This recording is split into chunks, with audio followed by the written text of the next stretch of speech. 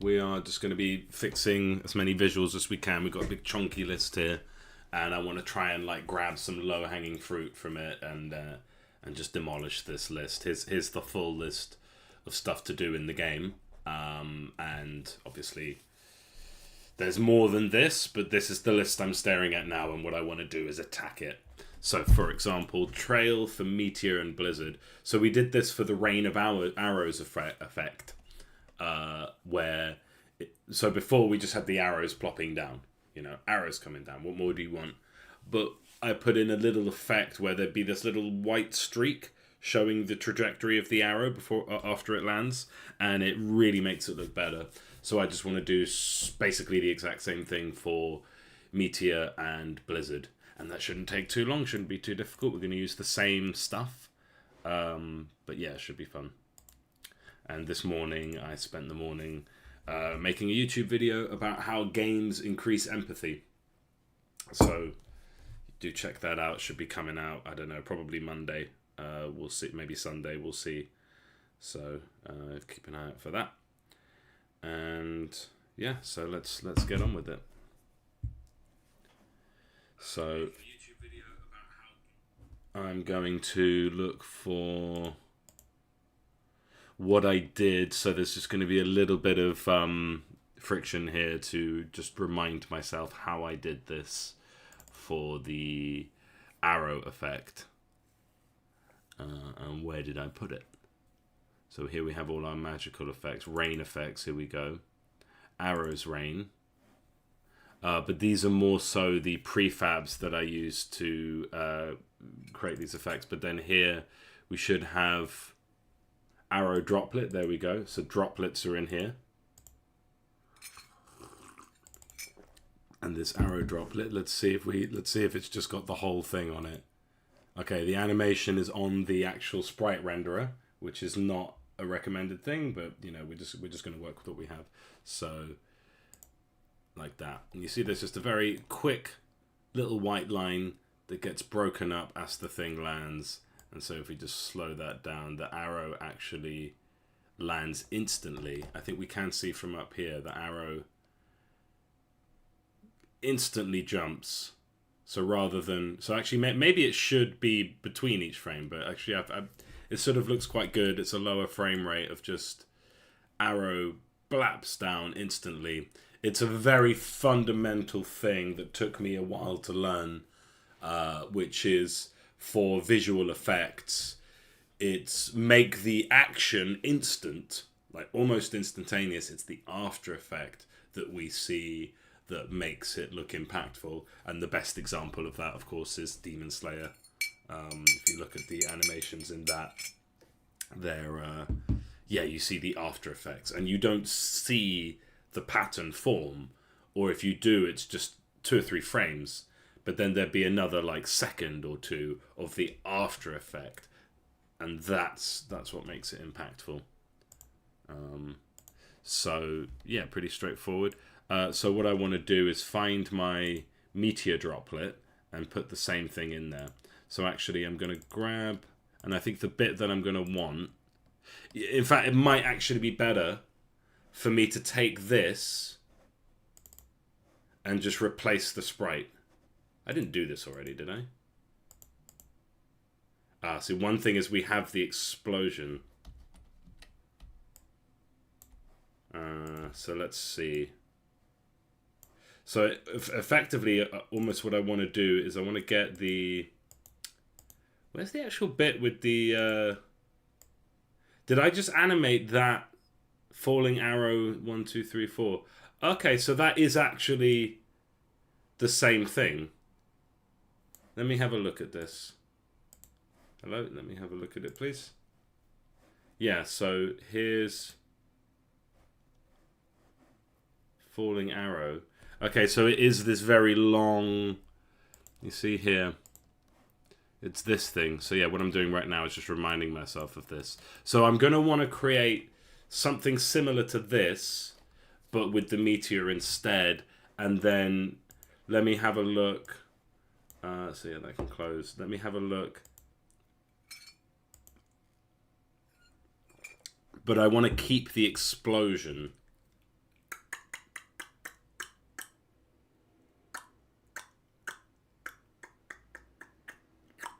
So I want to keep the trail. And would the trail look different? I don't know. I think the first thing I should do is jump in a little quick game. Oh, hey, Bone Circuit. How's it going? Thanks for joining. Yeah, I think the first thing I want to do is play a little cheeky game with meteors, and I just want to see how meteors look. So we'll make our meteors cheat, and we'll start like that. So Army of Survivors. That's my little freelance project I'm doing now. And there's Army of Survivors, and we go to our controller and we make the cheat, and we want... Is it meteors or meteors? I think it's meteors. I'm going to have to check. Again, you should never be relying on strings like this. You should always have strings stored, but long story that I've explained a few times. I didn't do this in the right way. So, meteors... It is just meteor. Good, okay. So we'll get upgrade meteor and do a little session playing with the meteor and see how it looks. Because it might actually be okay. Actually, if I play as Lucy, which I can't really do, let's go into Ultimate. I think Ultimate is in here as well. And we're just going to change... So this code is a mess. Just close your eyes for a second and don't look. If name is equal to Randa, I just want to change... I'm just going to quickly hack this out. So we do have a character whose ultimate ability is to create a rain of meteors. And I'm just going to very crudely take that.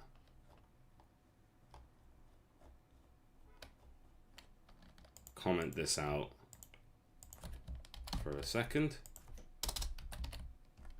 And just so we just quickly swapped out the hero's ultimate ability. Let me just double check that my mana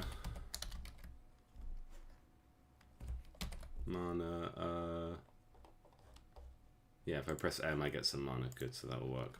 And so I'm going to test both the spell and the ultimate. So title screen, yeah, we're already here. Save, take a breath, relax.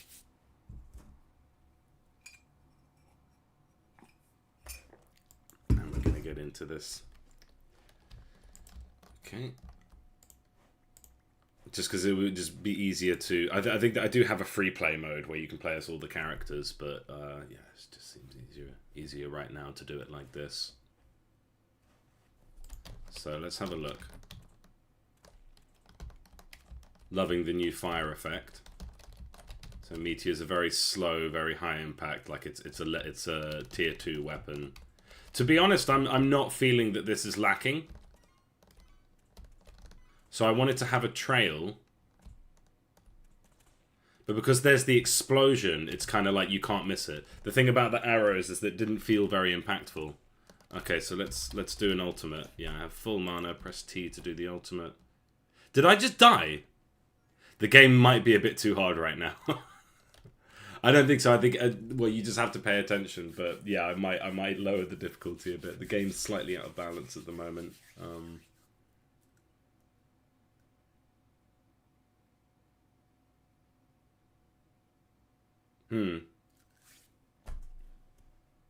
When you say standards is when you know the creatives have left. That's interesting what you're saying.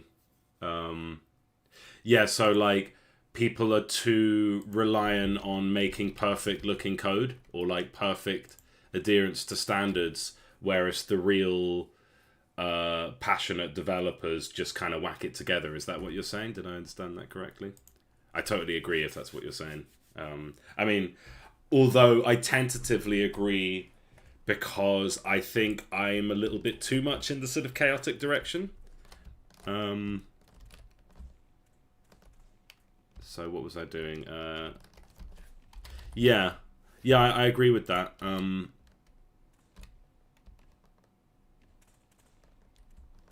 Okay, I'm not bothered by the meteors, but let's have a look at the blizzard.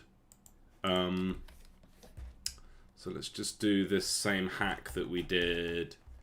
So we'll get rid of... So there's lovely code. Yeah, I mean, it is like, I totally agree with you, but I question myself. Is that just cope? Is that just an excuse for being sloppy? Like, one of the things that is readability, code readability. So the most efficient code is actually not very readable. And when I say efficient, I mean not so much in terms of optimization, but just in terms of lines.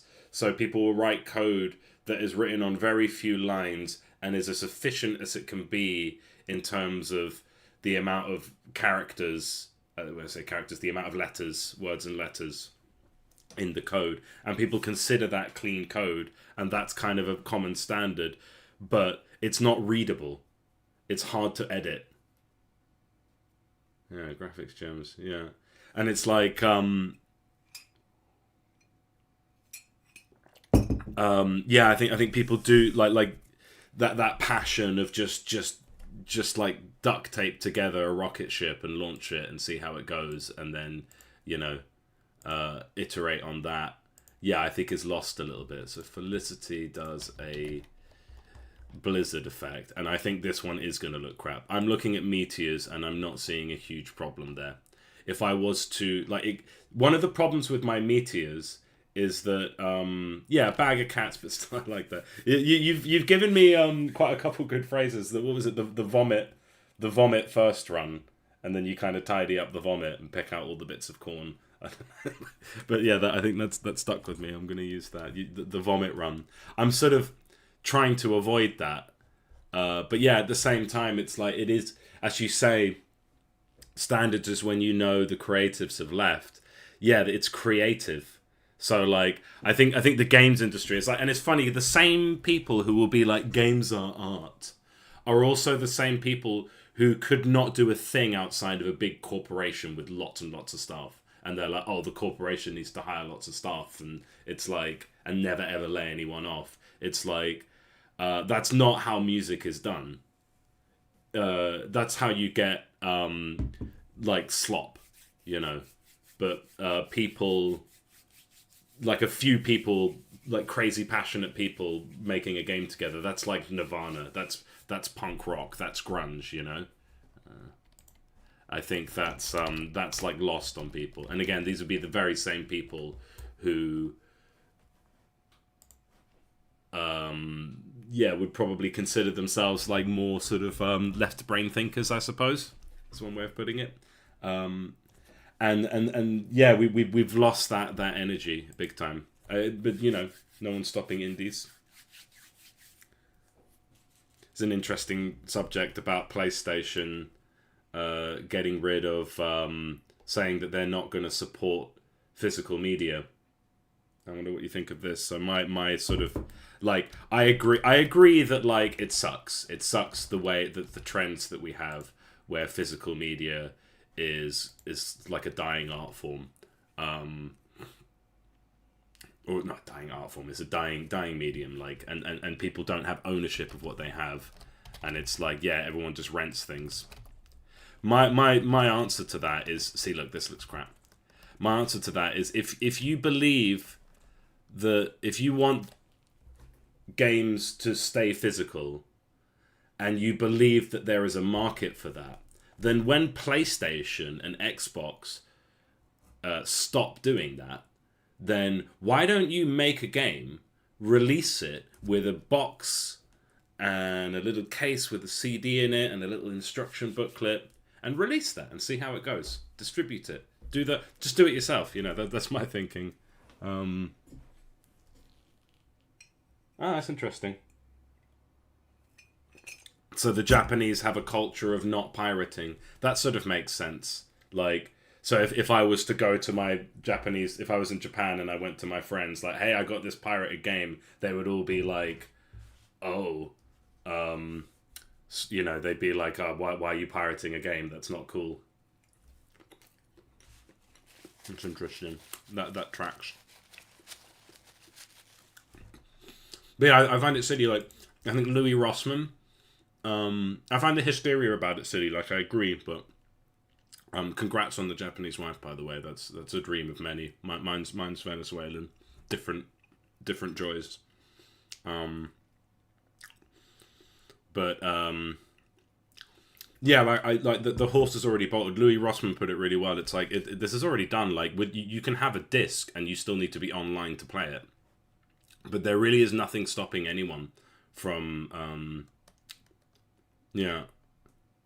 There's nothing stopping anyone from just like if you think there's a market for it, okay, do it yourself, make it. Okay, so what we want to do here, and this would have been difficult with the Meteor because the Meteor has an explosion at the end, but for the Blizzard, for these like little icicles that come out of the Blizzard, where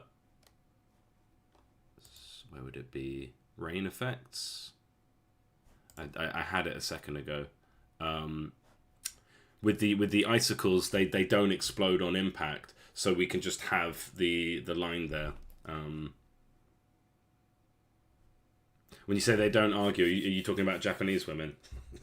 Or are you talking about like Japanese people? Like, what do you mean? I missed what you meant by that. Like, they wouldn't say, "Screw you, man! Why are you downloading illegal stuff?"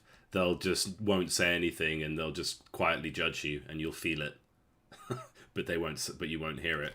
That sounds like it's quite similar between British and Japanese in that way. We're quite good at like not saying anything, and we're quite good at not being incredibly judgmental without being rude, just by the slight wording of things.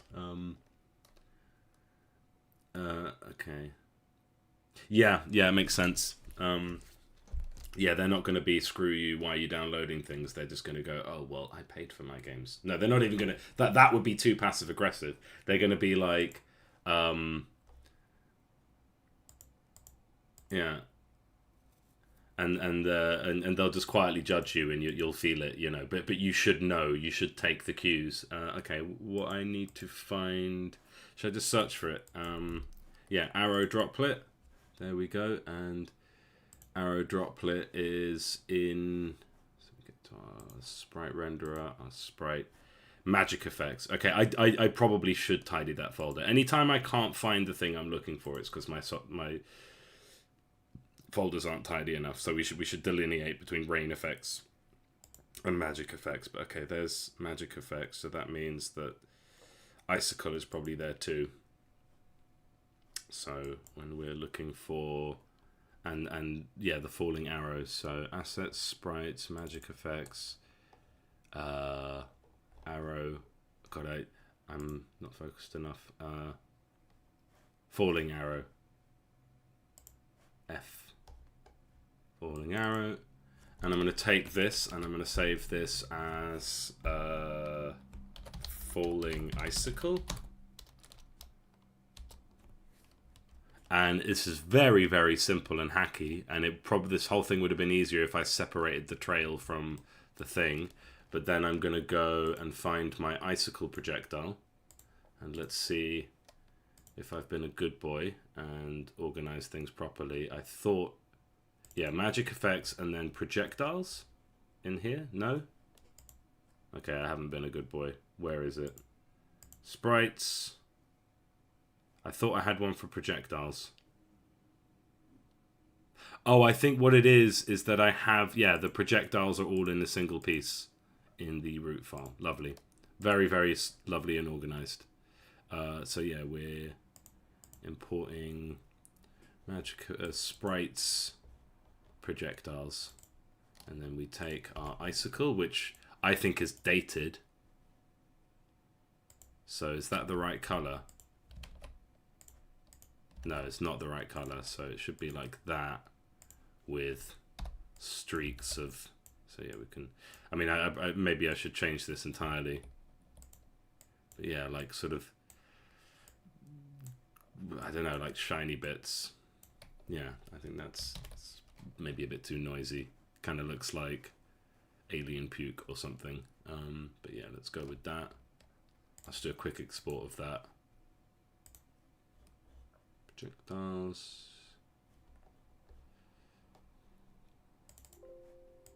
Hopefully that hasn't broken anything.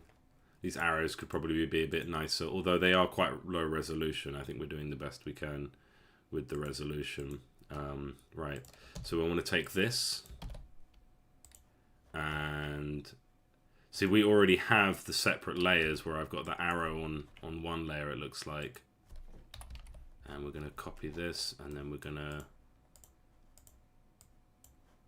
rotate it. It's going to disappear, and then it will come back, I think. I thought. No? Where's it gone? I would think... Is it because it's like it disappears?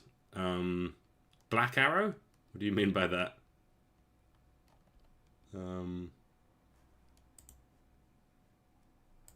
I should make the arrow black. So can I just want to turn this upside down, and I think what happens is when I turn it, it disappears and then doesn't come back the other side. So how can I efficiently flip this around? Huh. I mean, I could just redraw it without too much trouble. At this point, I'm stuck. Like, the more time I spend here, every second that goes by is a second that I could just be drawing it again. But how can I turn this around? Because rotating it twice doesn't work. Here's what I'll do. This is actually not going to be too difficult. Rotate it in here, grab it, unrotate it, bring it in here, delete that, paste. Good. Now it's facing downwards. I know the word gaijin. Totemo. I don't know Totemo. I know gaijin. That's me. I'm a gaijin. Actually, no, I'm not a gaijin because I've never been to Japan. I think that would be... I think I have to be a tourist. Does it mean tourist? Or does it just mean, like, Westerner? I used to live in Spain. I was a giri in Spain. Especially in Tenerife, like, they were very unkind to me there. And I get it, but, like, it's funny because they assumed I was a tourist, but no, I was living there. I have a Spanish son. Or a half Spanish son. Well, no, he was born in Spain, so...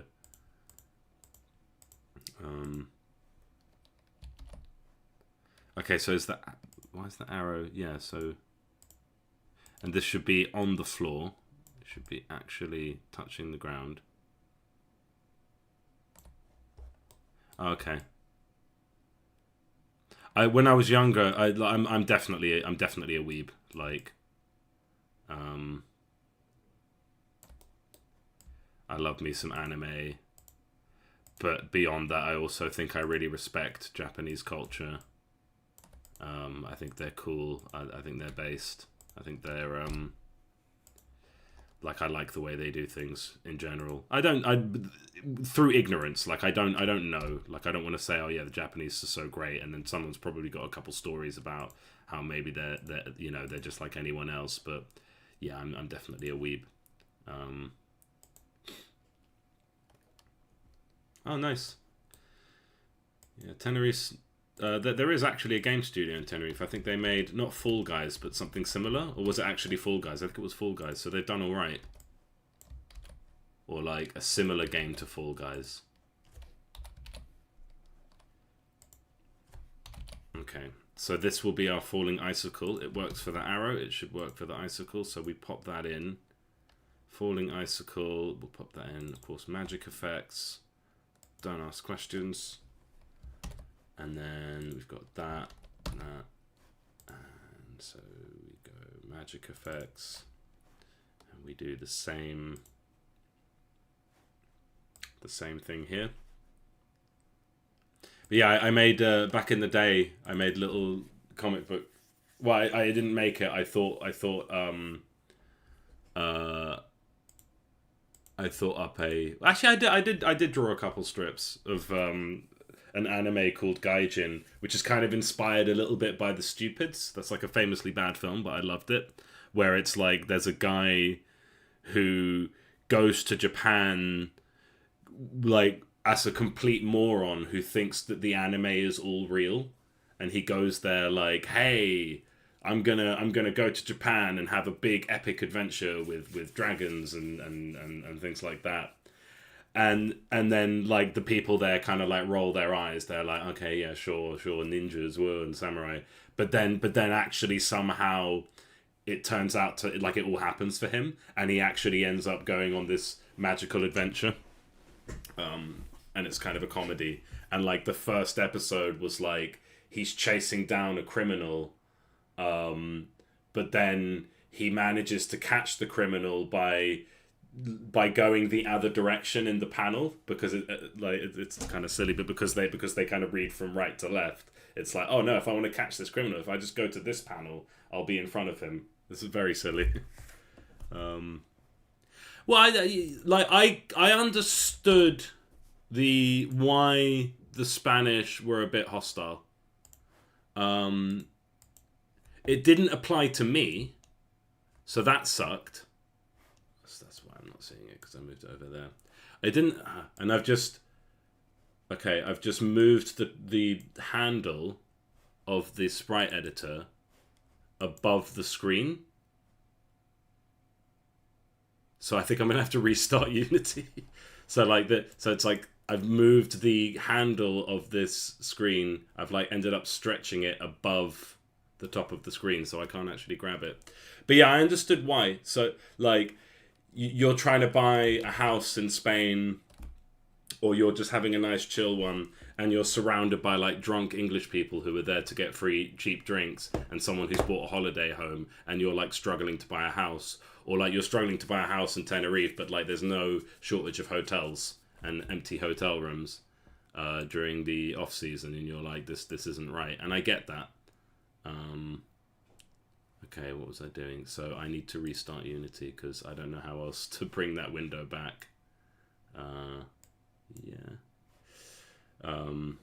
So I got it. It's just yeah, they were hostile to me. Like the first day, and it's like they didn't understand I was there to work, and I was not there to buy cheap drinks or get a cheap home or something like that. I was there to work because I moved to Spain because basically like I couldn't make it in London.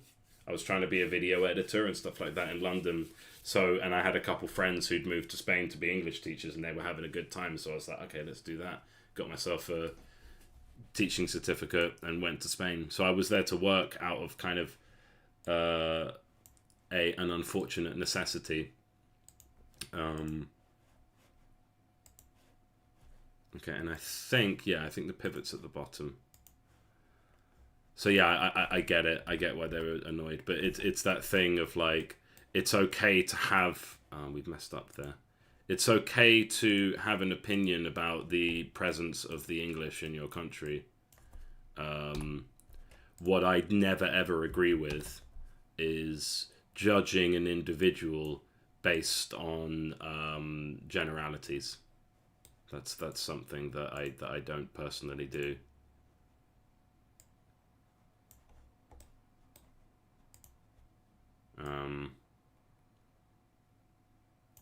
Thousand. Pivot at the bottom. Slice that up. Apply. Grab it. Go in, and then I basically want to find the prefab for rain effects, rain droplets, arrow droplet. We're gonna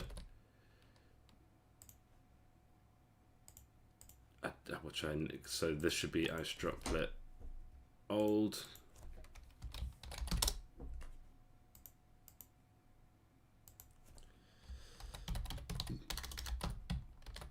But yeah, bonjour, monsieur. What language is that, monsieur? Because that looks a little. It makes me think of monsieur, but ojete or ojete sounds Spanish.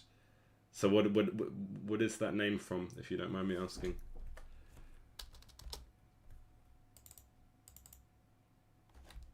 So then we take this. So we're going to take this prefab. And yeah, like I've been very inefficient here because we've animated exactly this sprite when I should have done the sort of done it a bit differently. But I think the quickest thing for me to do is going to be to actually just replicate that again. So actually just animate that again rather than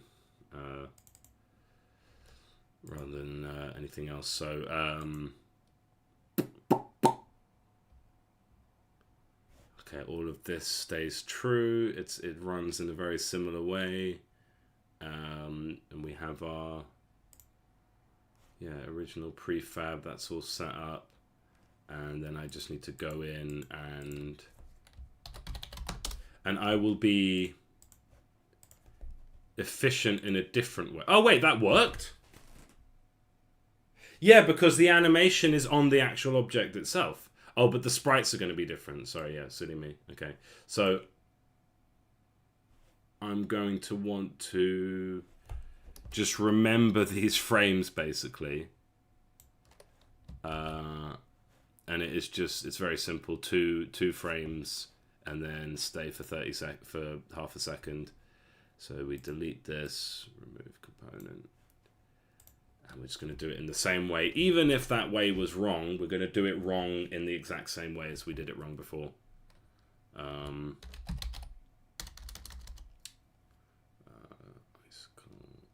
Yeah, what am I doing? I'm making an animation. And let's find roughly assets, animations.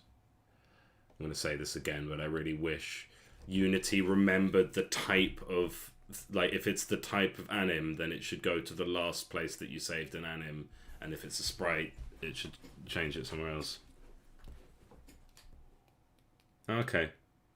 Oh, all right. So so it sounds a bit like Monsieur Ojete. Yeah, that's interesting. When you say the physical one, do you mean like it's not a common insult, but it just literally means like bumhole? Animations. I don't know. So probably be in magic effects, and that's fine. Again, I've never had issues with like having to find animations. Call this icicle droplet, and we go falling icicle, hit record, 2 frames, bap, 2 frames, bap, 2 frames, bap. Wait, didn't I fix that? I didn't export it.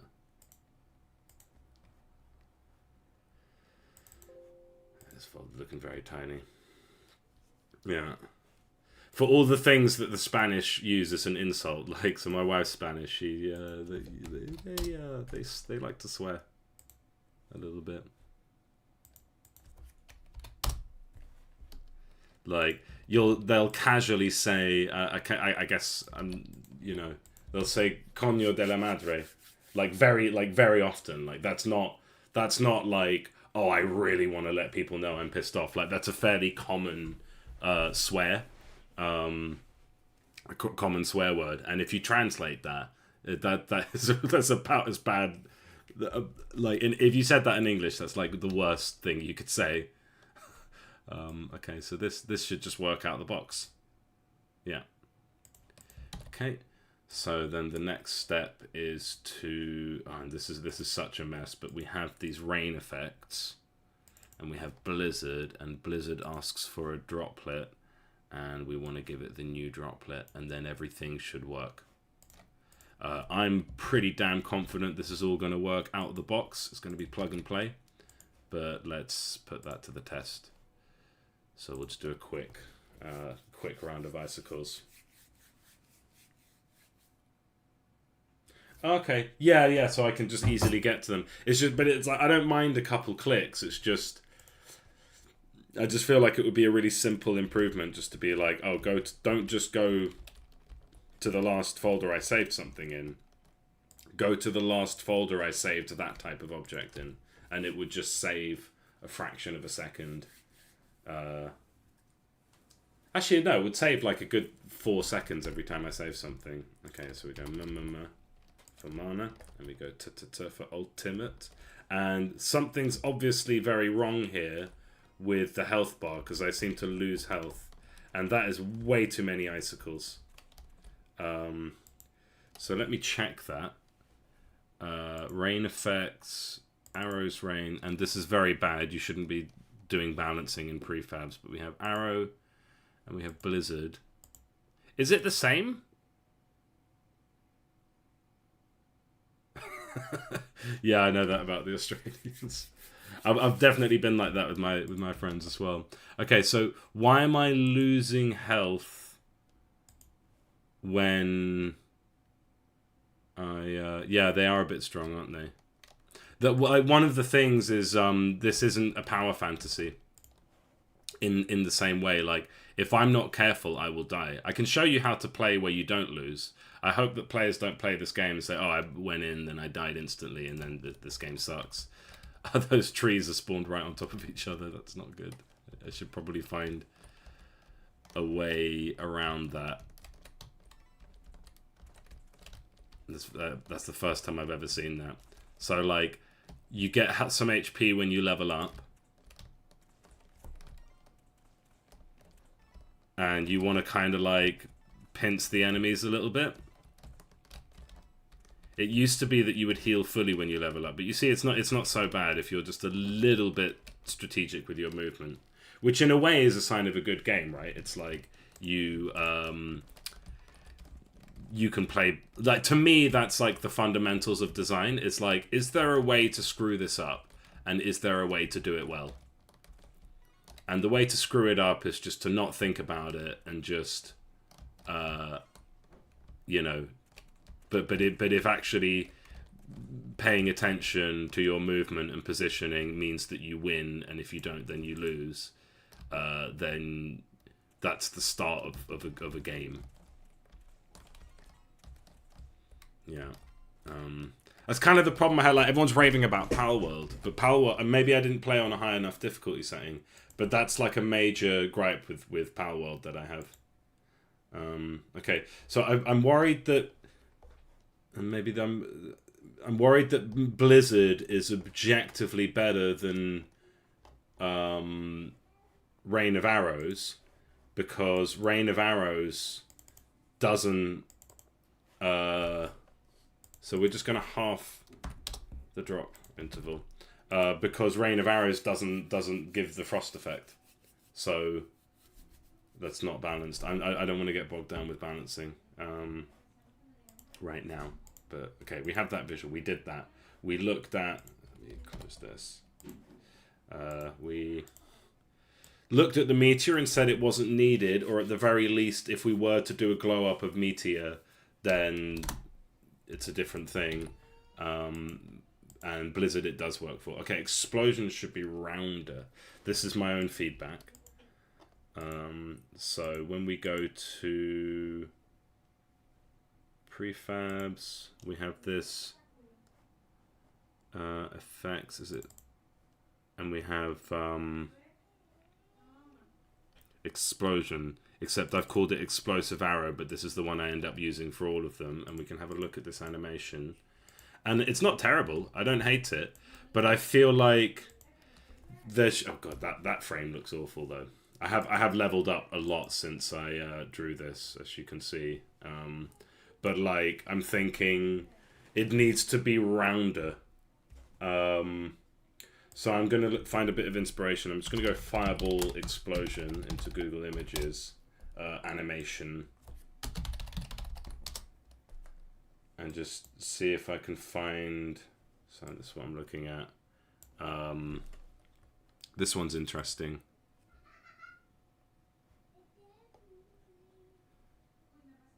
But yeah, I want, like, when the explosion first happens, like that's more the kind of explosion I want. Something more round.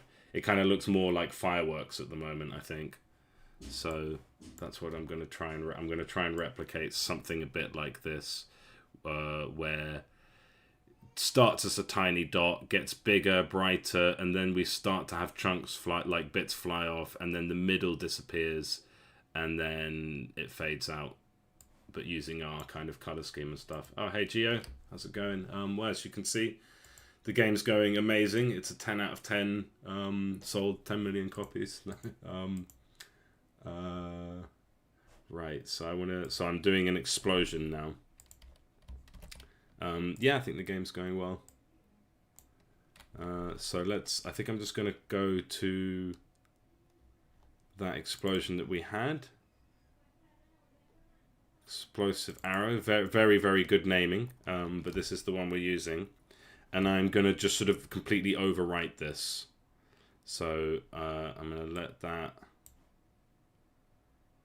Actually, no, I'm going to leave this there, just for the sake of, you know, and then I'm just going to call this explosion, because this is a universal explosion that happens when, like, there are artifacts that, like, when a unit dies, it explodes, stuff like that.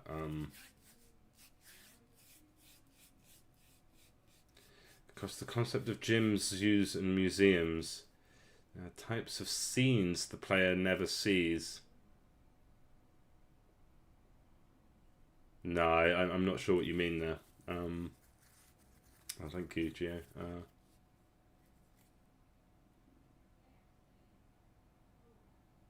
I think I might understand what you mean there. Like, so what? It's like you have a simulation of a thing that you don't see, but you only see the inputs and outputs. It's like, yeah. No, I haven't come across that concept. That sounds interesting. Okay, so this is explosion. So we can mess with this without worrying about losing stuff. And we will put this, like, the thing is, it still needs to sort of come from the bottom. But, like, we need to know the size of it. And yeah, I'm really happy with this reference I'm going to use. So we're going to get our... In fact, let's just be brutal. This is about the size we want, just because that one worked. And we're going to do little, bright little circle. You know what's a really good film with lots of explosions in it? Chainsaw Man. And I'm going to reduce the width to 64 as well.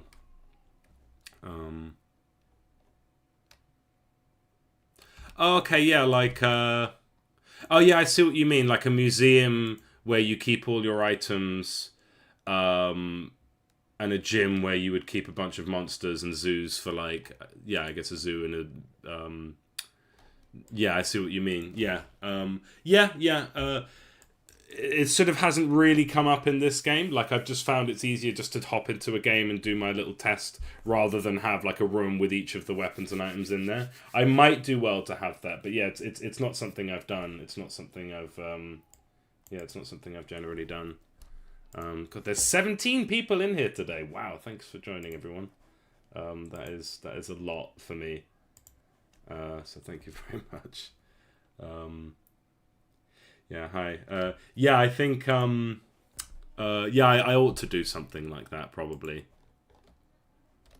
Okay, so we're gonna grab my reference. I was just looking at my reference. I didn't see that there's, like, 15 people in here. That's crazy. Thanks for everyone. Thanks, everyone, for joining. Right, so we start with a little... Wait, I've lost the one I was looking at. There we go. We start with a little circle with the bright fire color. Maybe smaller than that, actually. So let's just start with, like, a dot. And we'll worry about the positioning later. Although, actually, it would be quite nice to get that directly in the middle. Easy way to tell if something's directly in the middle is just to start rotating it. And if it moves, it's not in the middle. There we go. So then we'll fill that in, just solid color. We're only going to use 2 colors for fire, so... And then the next frame is, it's much, much bigger. So we'll do... I probably should have just kept that last one, but... And then we'll do a circle, press shift to keep it like that. Fill it in. No, I'm going to make it in this color. No, not that one, this one. And then fill that in with the brightness.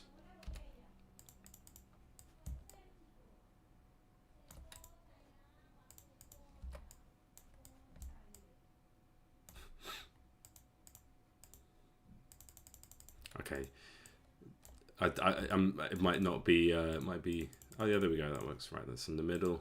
Let's probably better ways, more efficient ways of putting it in the middle. And I think we can already start to give this like a little bit of,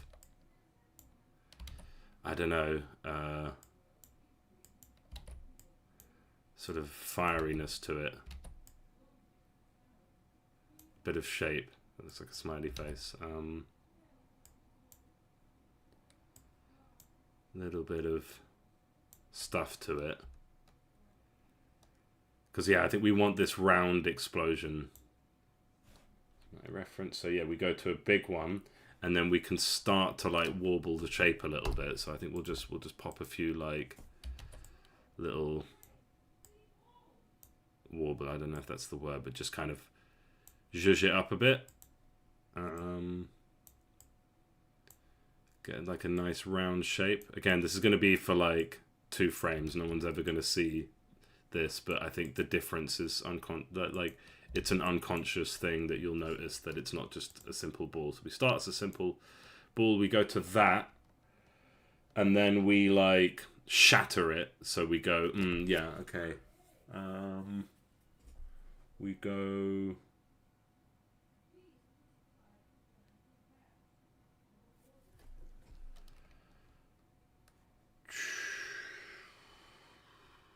So let's just start with like the big circle that we might want. And let's just do this with double. Let's get that mostly in the middle. Doesn't have to be exact just yet.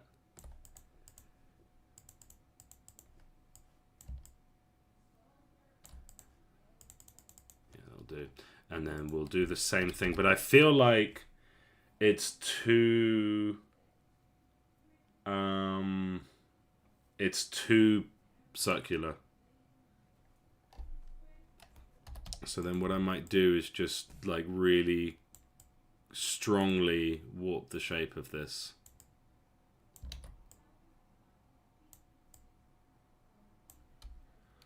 Okay.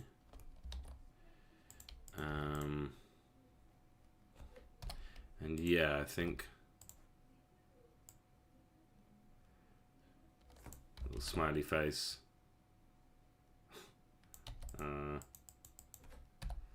And just kind of accentuate the ones that I had so that there's some continuity. So we have like one big one at the bottom, one at the side, one up here.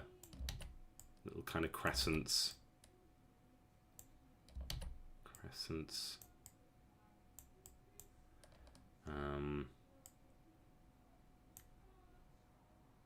And then I guess, so it's like a 3-eyed creature with a nose. I don't know if that's right. But yeah, okay, so then we'll fill those in.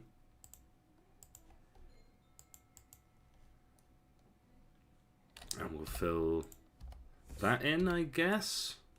No, like with this one.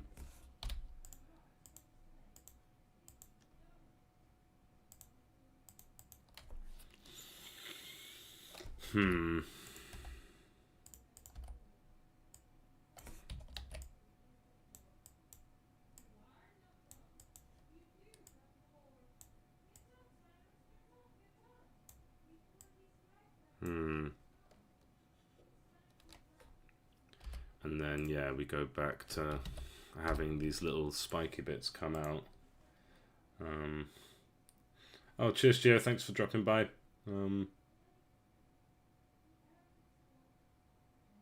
Yeah, I see what you mean. Yeah, because like at the moment I have to go through like 3 screens to get to the test, to get to a game where I can test it. And so at some point it would be good to have. But I think just for this game in particular, because of like its sort of somewhat procedural nature, like the actual map that I had there is a good condition. But then I was thinking that there are things I could add, especially for like trailer and stuff. And I did start to do this. I think I might have done this already actually, or at least written the code for it, is to have just like a little button that spawns a massive army on each side, just so you can see like a big clash. And then I've got the fast forward button, which just kind of gets me a bit further in the game. But yeah, I might benefit from a gym. But I do find it easier just to do the little cheat thing I have. So we go boom, boom. So it's exploded. Ba, ba, ba. And then we sort of, I mean, I'm not sure. So yeah, and then the next one, I might need more space. Let's do pretentious game numbers. It doesn't have to be, but let's go 96, but 96. So we've got a bit more space, and then the next one, we are like... I mean, it's interesting, all these ones I'm seeing do have this like very round shape right up until the end. Speed this up. I might actually skip this frame. And then I kind of want... I guess it would be this quite gnarly shape. So now we've like lost all the shape. No, that's just going to look like a splatter. See, I'm not very good at animating. Or sort of, you know, I'm figuring it out. Yeah, it gets wider and wider, and then it's only towards the end that it starts to like scatter, which is that sort of thing that was kind of unintuitive to me. Of see, I don't know what I'm doing here. Kind of unintuitive to me of like, it's the after effect that means everything. Like the actual motion of the thing happening is not very important. It's how it looks after. But all of these examples that I'm seeing are like this, and it's just this explosion that grows, and I wanted a round explosion. But yeah, I feel like kind of like a spiky nature now. Never a straight line, never a perfect straight line. And then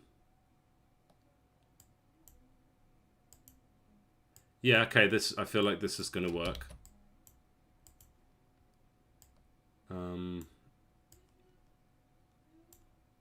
Yeah.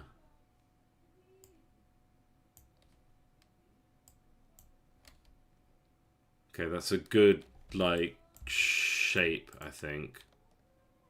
And we can even start to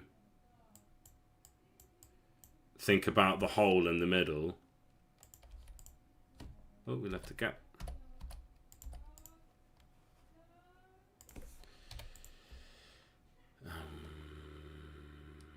I don't see the gap.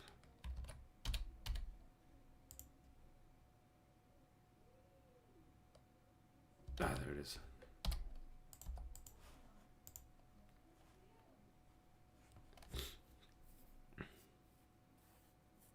Oh, F keys. Yeah, I don't have it. I've got F up to 12. I'm not that elite.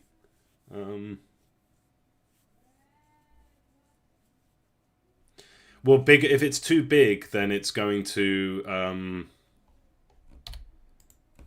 not match the pixel ratio in the scene. So that's something I'm aware of. Okay, so I'm kind of off-road here because this doesn't look like anything in any of my references.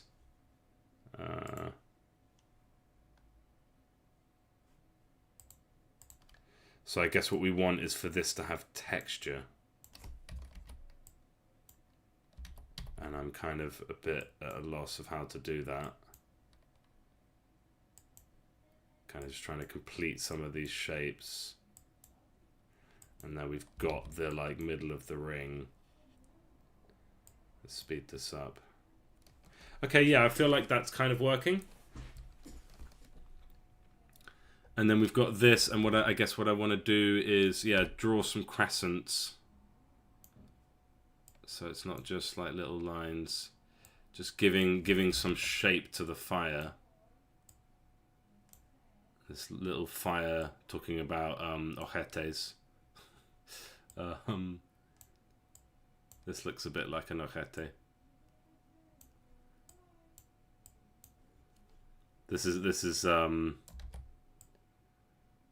This is me after my Carolina Reaper sauce. And yeah, we don't want the edge to be a single line. We want it to have... Or do we? I don't know. Let's check that. I think the single line edge kind of looks a bit drawn. So let's see. And actually, I'll just take this tool here and just...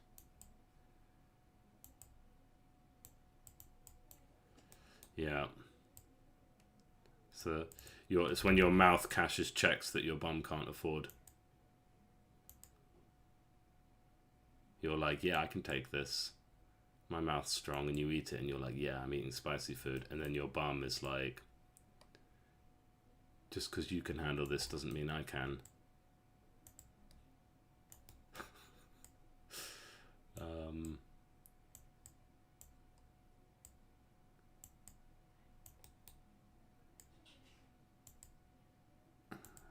Go to the confession booth and confess your sins. Right, I don't know if this is working.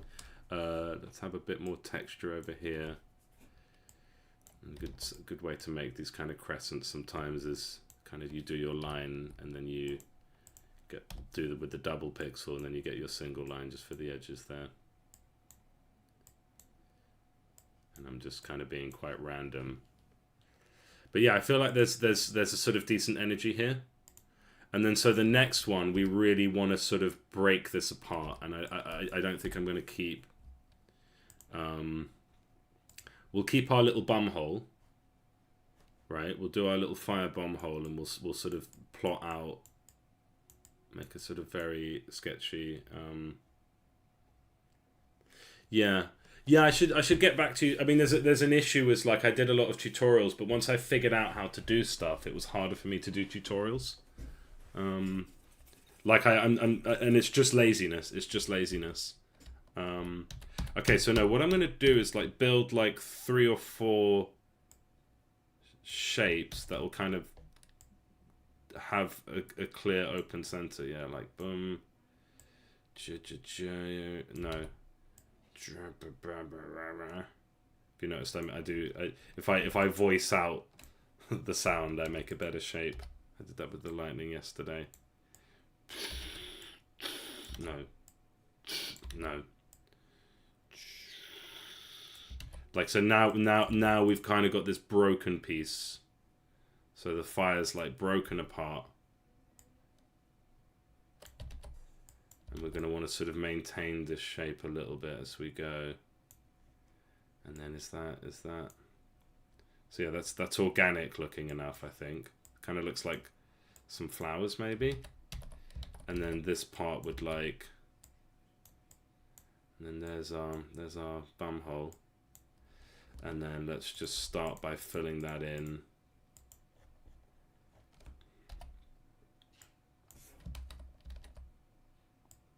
And I kind of want to like leave that open a bit and just kind of so it's got a bit more of an organicness to it. I think one way I could sort of make the explosions feel a bit more dynamic is like just a little cheat. It's like I could rotate them so it never looks quite the same. Yeah, I should get back to doing more tutorials. Like I didn't do tutorials for a while. Like one thing that's actually really troubling me is just how long I've been on this project, and a lot of it is because I have not been able to do it like full time. Okay, I'm not sure if I'm loving this, but let's keep going. So it's not like it's actually taken as long as it feels like it has, but and I kind of want to get this done, and then I can kind of go back to like a state of learning for a bit. But yeah, I appreciate GIF 11. You know what? I'm going to write that down. What I don't want to happen is to watch that tutorial and then want to redo everything. But GIF 11 tutorials. I'm going to write that down. Because yeah, it's like I never intended to be an animator or like do drawing and stuff like that. I always wanted to just be pure designer, and actually, originally I wanted to be just pure designer and not programmer, but I kind of do actually enjoy programming, and it's like being if you're a composer, you want to know how to at least play the keyboard. You can't be a composer really without playing an instrument. It's a bit difficult, I think.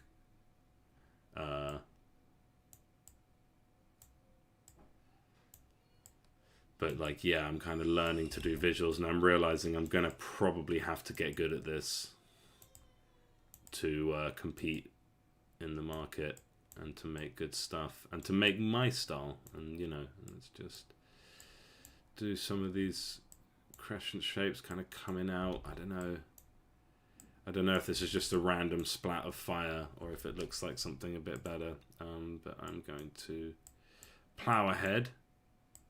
So I'm just tapering off these ends.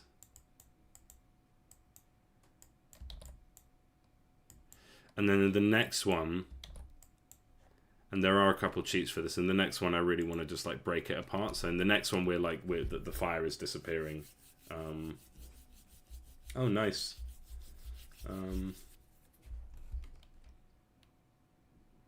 It's sort of one of these frames is redundant, but let's see. Let's keep going.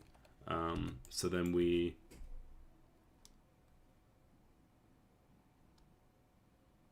Now we really break it apart. So actually, we go take our darker orange. I can't believe there's 32 people in the stream. That's definitely one time. It's not a record. One time I did have 150 something people in the stream. I've told this story before, but I had 160 people in the stream because I had actually left. So I did my stream, ended it on YouTube, but I had left it on OBS. And then I went and like did my thing for a bit, and then I looked at my YouTube stats and it was like, oh, there's like 150 people. What are they watching? And for some reason, because if I leave OBS on, like and streaming, you know, with the red button or the buttons clicked for a while, it apparently just starts a random stream. So you know what? Let's do 2 pixels. It just starts a random stream.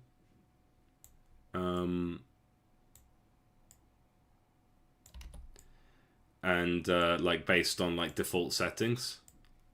And so my biggest ever audience was to an empty chair.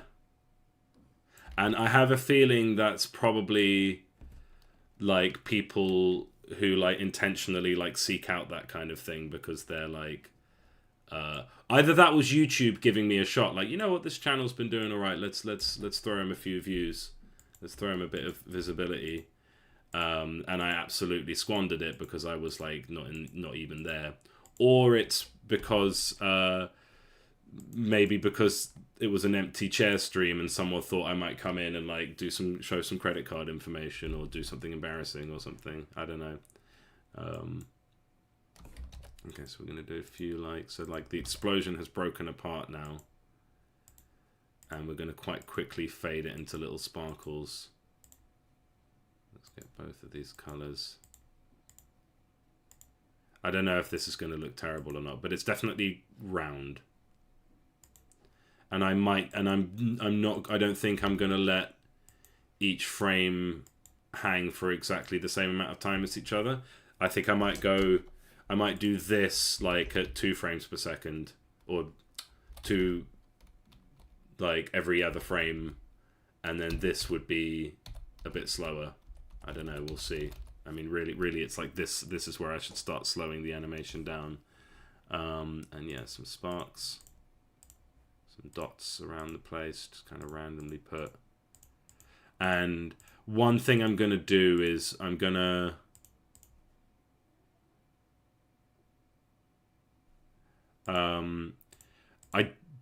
don't know if this is the best I can do for this.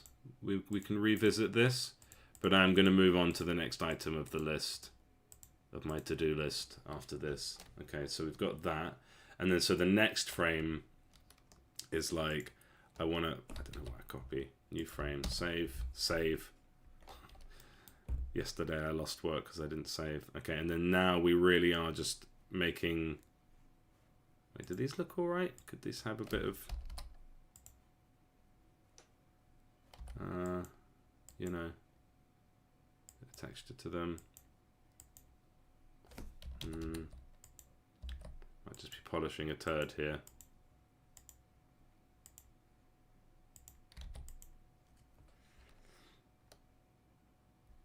Yeah, wait, take out the early frame after. Yeah, I think you might be right. Let's try that. Save. Yeah. And then that does give us the feeling of more of the after effect. It's like rapid boom. And then now we're really just fading away. And it's actually nice if I can kind of... So I'm going to use onion skin. And I'm going to draw a sort of smaller version of each of these and slightly lower.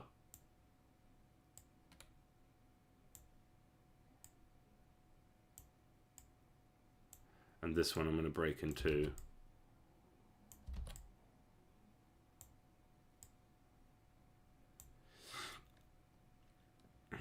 Yeah, you might be right. Yeah, there's definitely a good one of Kill Your Darlings. You have to... So yeah, I think you might be right. That's probably going to look better.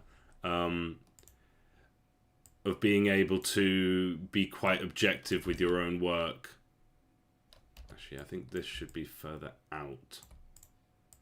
Of like, even though you spent a long time on something and you're really pleased with it, it might not actually be making the overall product better.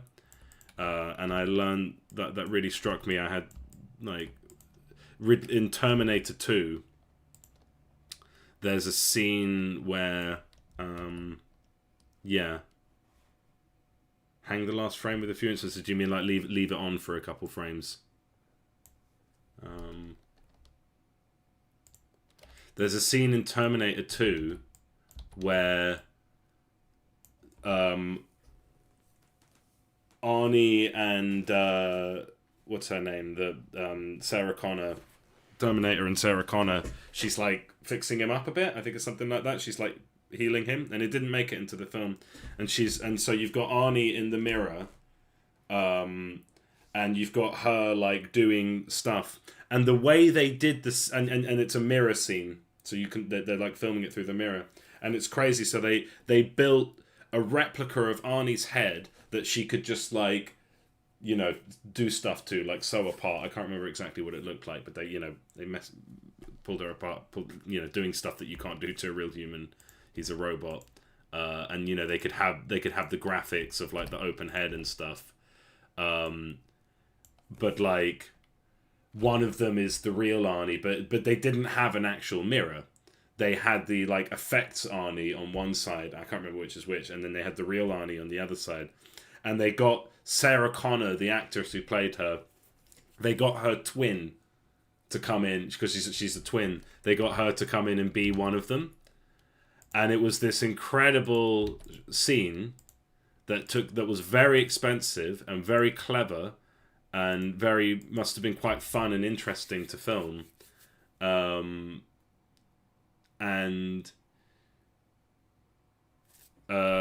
they cut it. Why did they cut it? Because it didn't match the flow of the film, and that stuck with me. I was like, okay, yeah. So you have to be prepared to let's turn the onion skin off. You have to be prepared to just say, you know what, this isn't working. Even for the things that you love. So these frames that I'm so proud of, that I thought were the good ones, actually, it might look better. No, I think we need one of these. Yeah, that's the one. We keep this one. No, this is my favorite one. So yeah, we'll get rid of that one. Okay. Right. So now these are like, and we'll just keep our little sparks about the place, but they can be a bit smaller now. And we'll sort of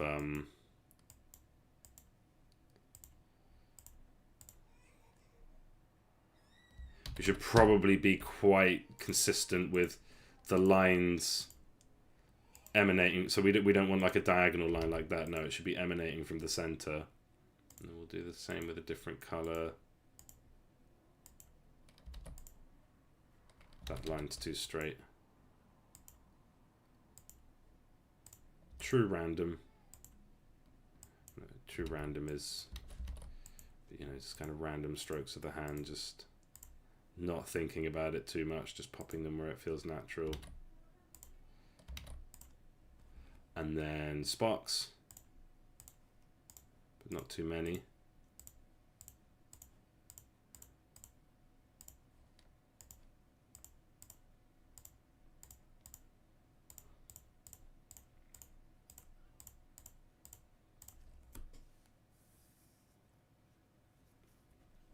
Okay, and then now we really are like, so the next frame, and I'll do some onion skin, save, yeah.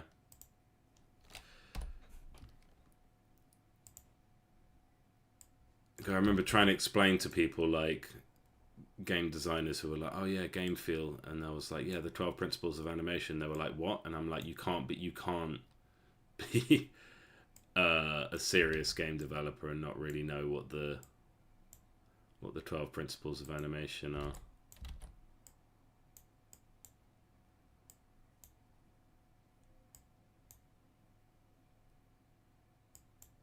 Okay, as long as there's some relationship with the position of these things.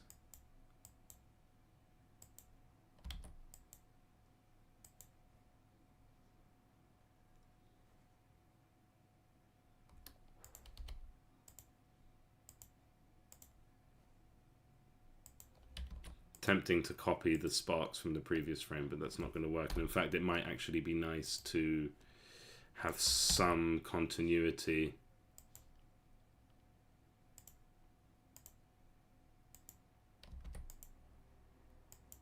of these little lines here.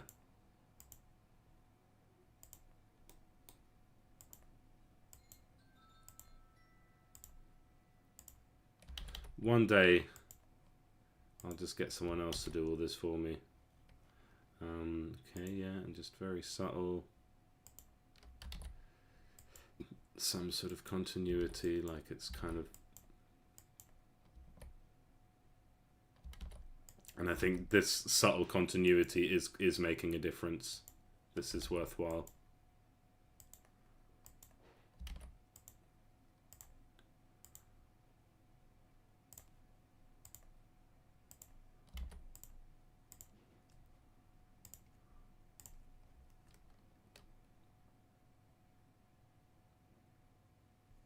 I probably should have done a better job at deciding which ones are, like whether to have them full or just to spread out.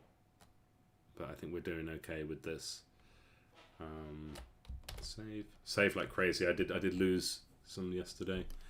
And then I don't think actually we need additional sparks there. Let's turn off the onion skins. Yeah, I don't think we need additional sparks. So we'll go to the last one, which really will just be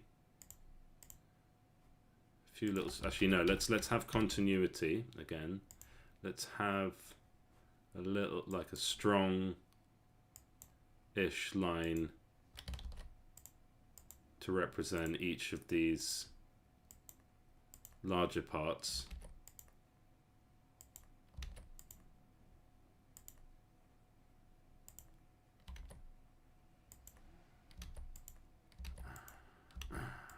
There we go.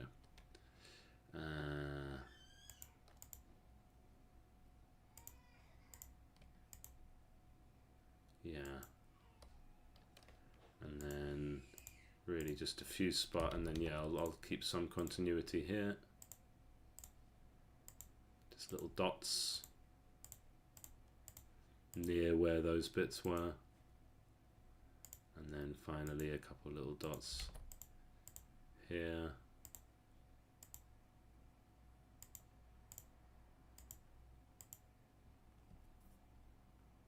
You might be right.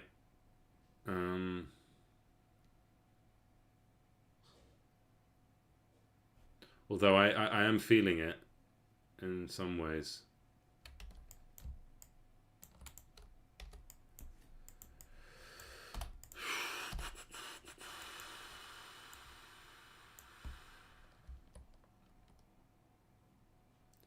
Oh no, this is me trying to this is me polishing my old vomit draft.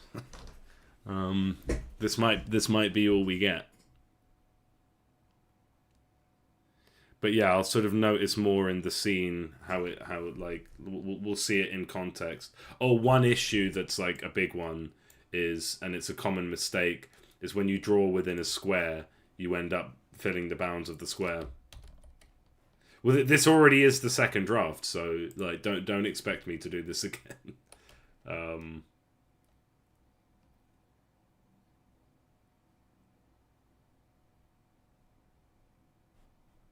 yeah, if you stare at it for long enough, it becomes good. Okay, so I do want to unsquare it a bit where possible. Actually, I don't think it's too bad, the squareness of it, but I think I'll probably just... Yeah, let's see it in, yeah. Was it Saint 11? Saint 11, I wrote GIF 11. Saint 11. 11's my favourite number. Okay, let's. I want to see that in context. So explosion, we haven't got one of those yet, and so we go through the process. We go sprites, magic effects, explosion. Put our preset. Put our preset.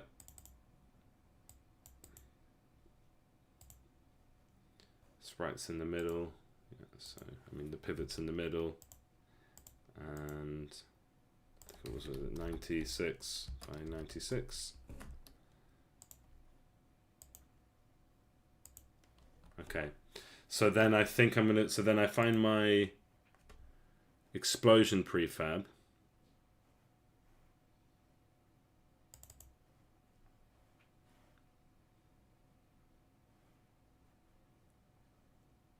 And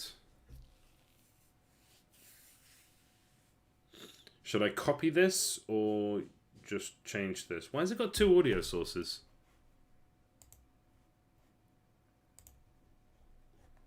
Interesting.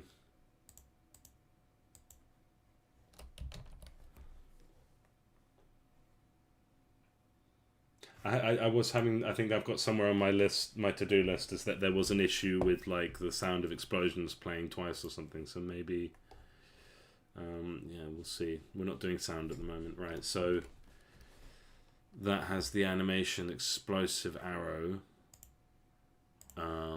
So what I'm going to do is copy this just so we keep all the other like random bits, AoE effect, all that stuff, but then we call this explosion.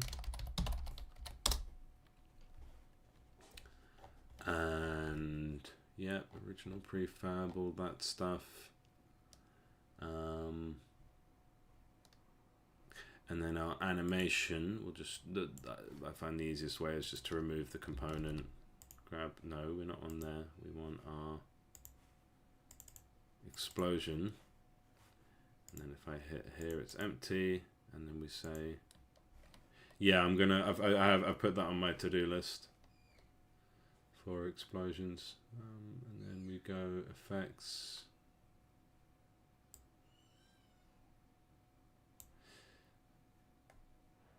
assets, animations, magic effects, explosion.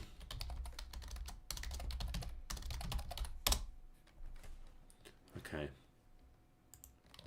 and then this sprite render is going to point to explosion.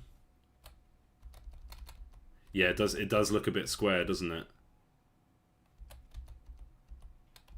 Let's see how we go. I mean, yeah, first draft, maybe the second, maybe the final, or it's like the second draft. Actually, it's probably like third draft, but maybe the final one will be to a artist on Fiverr or something. So we'll just start with every 2 frames, changing the sprite.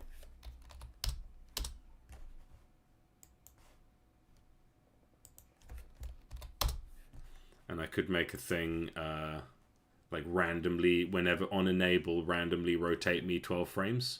I wonder if that's a good idea.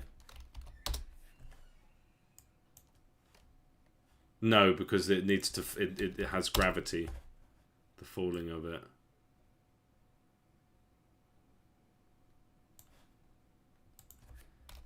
And then what we might want to do is just make the last frames hang for a little bit longer.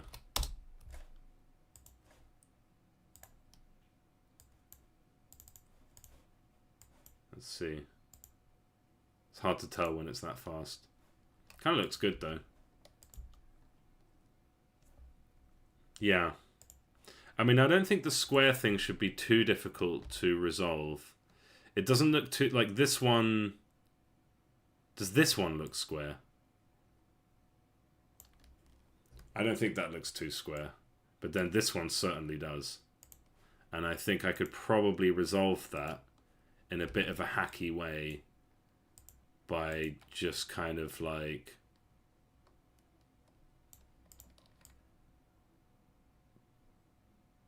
But then that messes with the rest of it. I mean, bear in mind, like, we're going to be seeing it like all. It's, you know, it's going to be a very quick thing, and so straight away I think we want more like every 4 frames. Let's see how that plays out. So it might be as simple as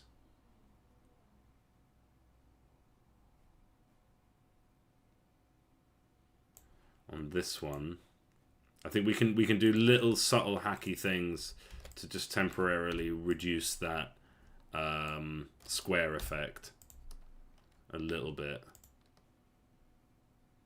Here it's not so bad.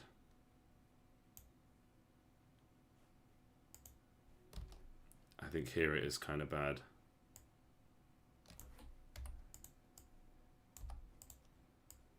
Do we lose something like this? Yeah, we do. But maybe this is okay.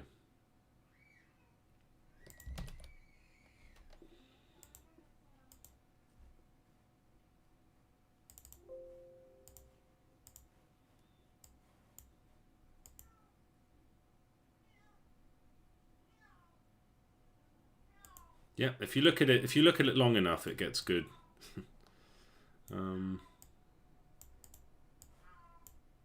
Right, so if that's every 4 frames. But then do I actually want to slow it towards the end? Making frame 3 black. You mean this one? Making it black?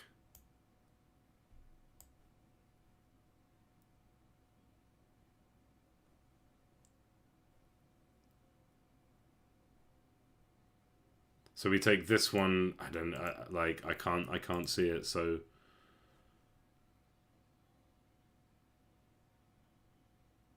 I mean, I'll take your word for it. So let's just go. You mean like this? I kind of think, yeah, you might be onto something with that. And then what? This becomes this. Frame 2. Oh, okay, I see.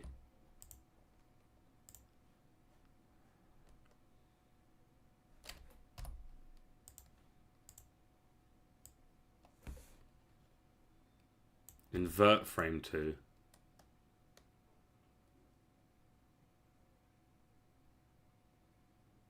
I don't see it. I kind of... It makes it feel brighter. But I'm not sure I'm fully understanding this.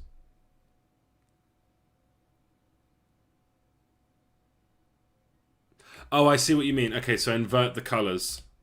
So,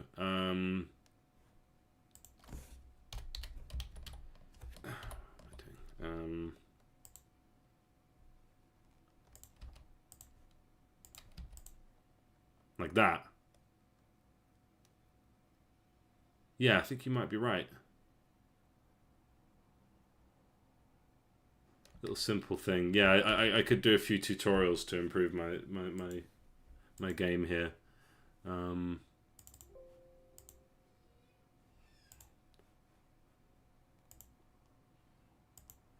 Come on, do it.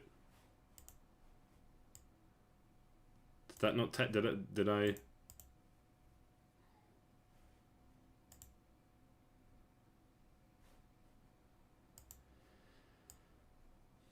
I guess it's working so well that I've forgotten it, but yeah, that's it. Yeah, I think you're right. I think that is better. It makes it feel brighter when it comes out. And it is looking a bit less square now, a little bit. Yeah, we'll get there. Thing is, like, this was never something I intended to draw. Like, I never wanted to get good at drawing or animating in 2D. Yeah. And so we considered this as the detonation point. Might be good not to, like, mess with the color palette that we have.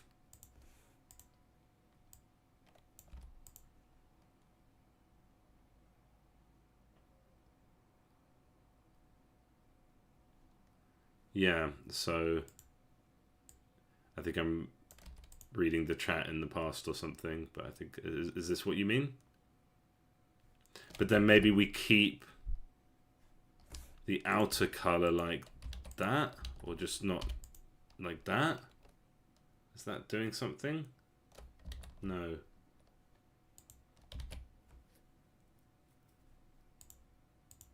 I mean, this is just sort of almost looks random now. Just randomly changing the colors about.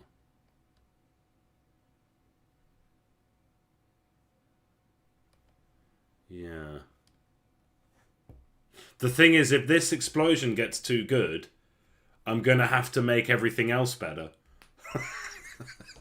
And I don't want to have to do that. I want to, like, I want to hire an animator or something. I don't have the money for that, but,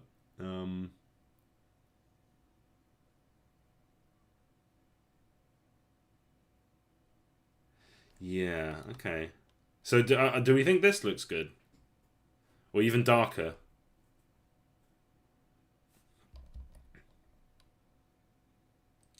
Just everything black. Should we make another one and make that one black? Or like...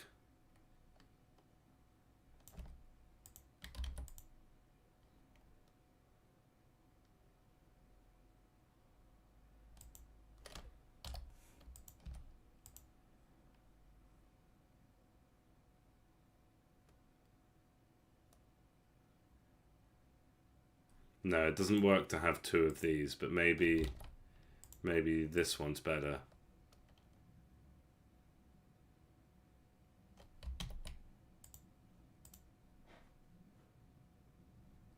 Yeah.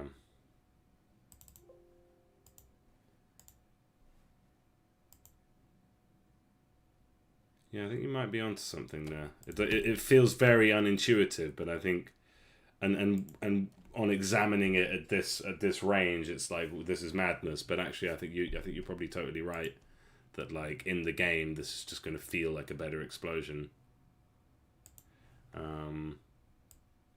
Should we extend? Yeah. Well, it's not too difficult for me to just quickly swap this back to how it was before. Yeah, and then we could extend this maybe.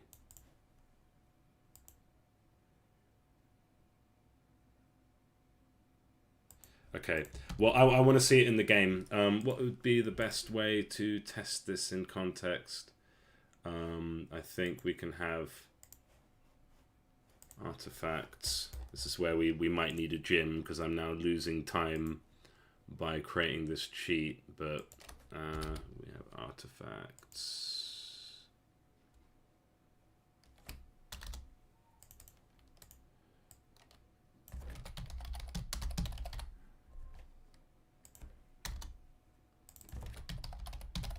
So this is how we test an artifact is working. Darker again. Gosh.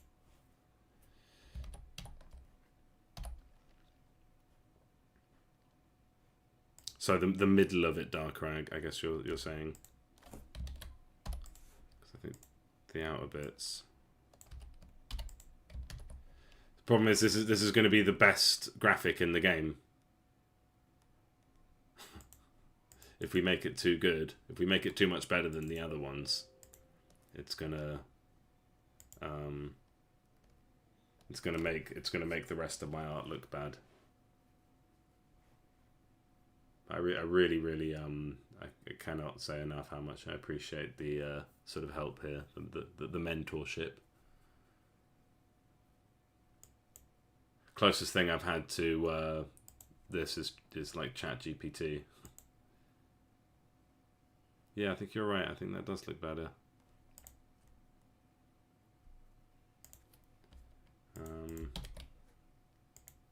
So I think if we go into the game and apply that, that should mean that whenever my guys explode, whenever my guys die, they'll explode.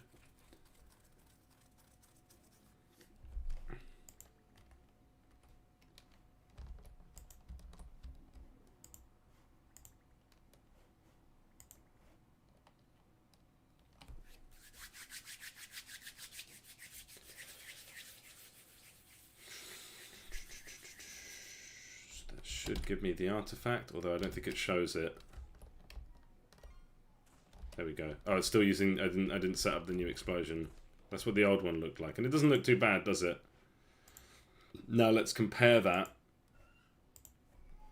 with the new one, right? So we take our prefab. This is where you'll see some of my horrible spaghetti, but.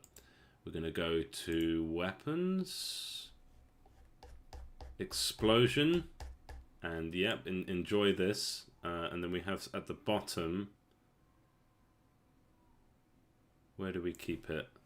So I'm going to have to go into weapons, explosion, because the way we make an explosion is, oh, it is just explosion, is we go to explosion effect,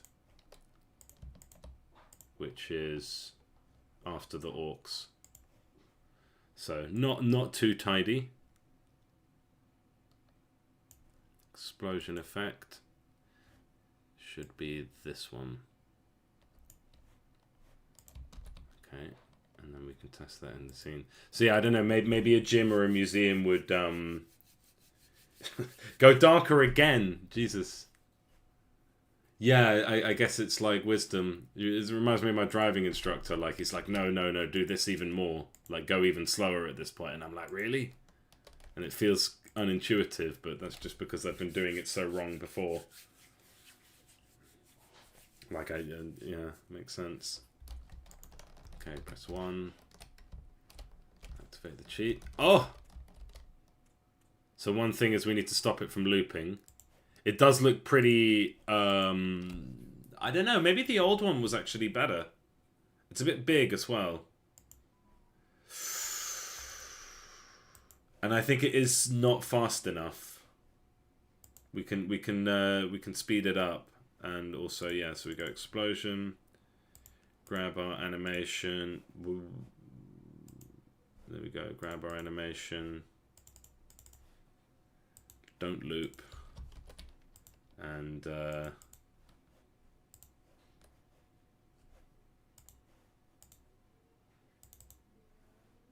hide from 3. Well, so just don't show any of the frames after 3. I'm thinking of bringing it down to, like, bring the whole thing down to at most 30.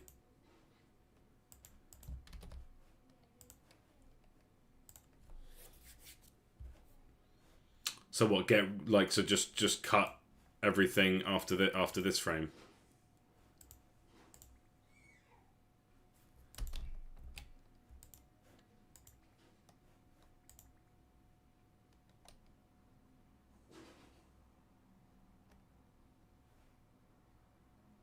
Oh, hide frame 3 or hide from 3. Okay.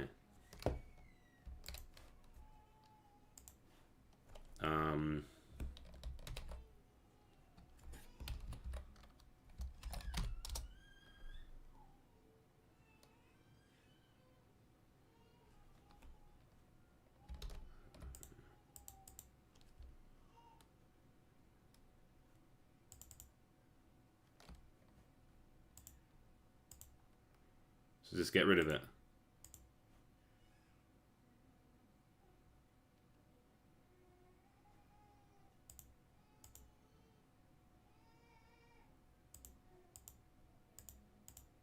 Is that what you mean? Get rid of frame 3 and then we just go straight from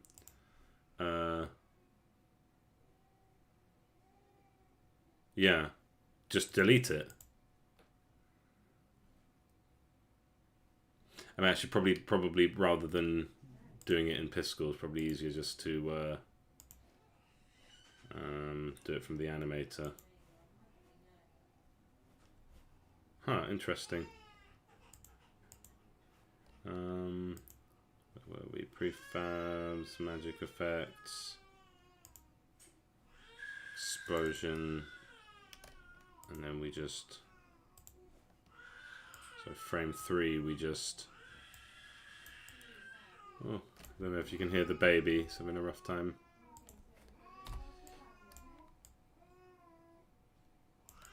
So like, yeah, I think that's better. Okay, fascinating. What we think an explosion looks like versus what actually looks good.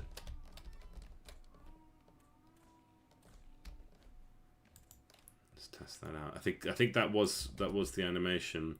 So like the whole thing of me trying to make a round explosion didn't really work, but this does look better than what we had.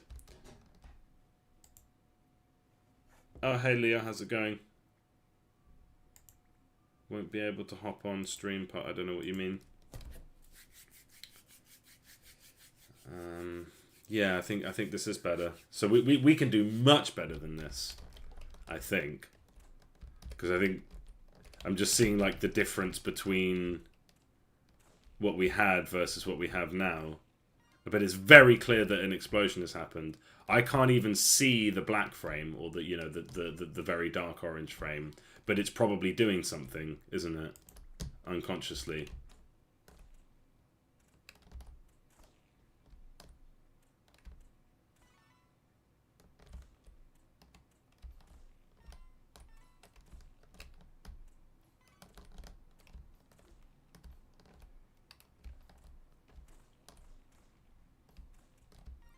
But yeah, we definitely needed this explosion to be more satisfying. Okay, we're winning too much now. Come on, goblins. Kill some of my guys. They're not going to be able to get any of them. It's one of the big things about the balance of this game is that, just like in real life, armies gain a lot of momentum. Oh, it's because the explosions are like killing the enemies. But yeah, just like in real life, the armies gain momentum quite a lot. So if you're winning, you kind of get stuck winning. And if you're losing, you kind of get stuck losing. So there's a few things I've done to remedy that. But yeah, I think that's working. I think that's working quite well. All right. I'm going to move on to the next thing. So explosion should be rounder. Visual for heal all. What do I mean by this? So we can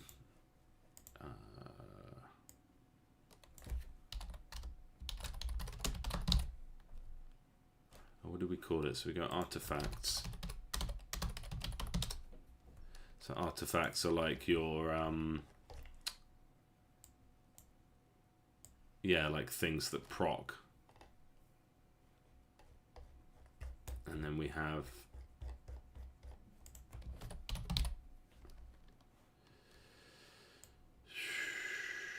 this is messy as hell, but yeah, critical heal. No, I just want yeah, let's do killer heal. Artifact outcome dot. Oh, killer is chicken. Okay, because I'm not sure what I meant by something that makes heals look better.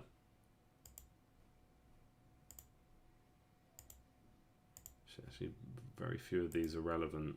Frozen, electric, stoic. Okay, now I'm just going to make a button to heal all. So we go, so yeah, back to artifacts. There we go, heal all allies, that's the one. And we'll just do,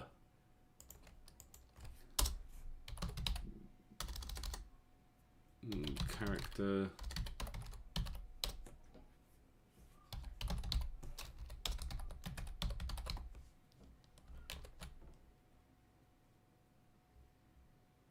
Do you think so? Double the black frame. You're obsessed with this black frame. I'm like, no, explosions aren't black, mate.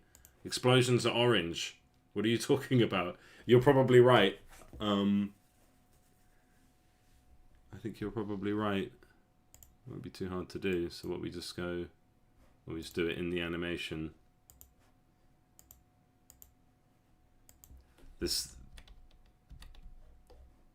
So we'll just give this one a bit more time.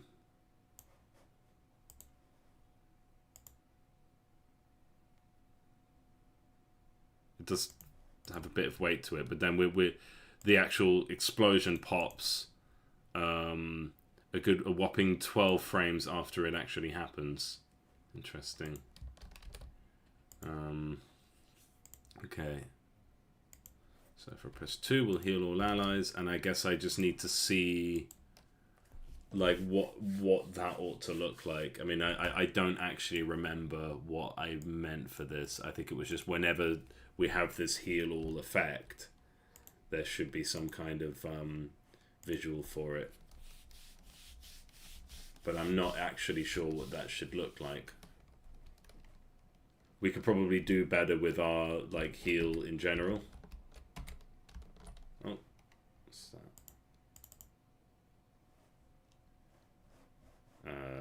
Let's just double check that I've done this correctly. Yeah, so wait, heal all allies is confused. Let me just double take that and be like, what? Why is that not working? That should be one of the simplest things.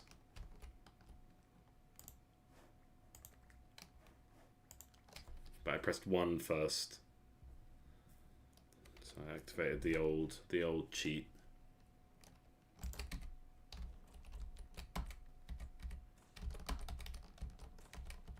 So yeah, we get the number like they've healed. But there should be some kind of like little very subtle like green glow. We have a color for healing.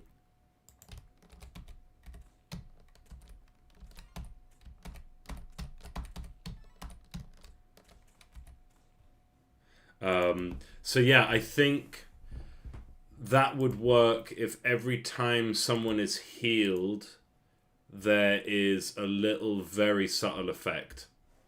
Like, let's have a look. So we go to our root prefab, get our character, and we have left this on. I thought we had. Is that even in here? Okay, that's why they all looked a bit darker. Yeah, I thought they looked a bit darker. It's very subtle, but there it is. And what I'm thinking of, I don't know if we can like reuse the white renderer. So this is the same thing that switches on when someone gets hit, take damage. The white renderer goes red, and then it goes... Is that what it does? White renderer changes color. So yeah, I think we'll try and use the white renderer. And maybe we'll want to create a new animation. I think we do.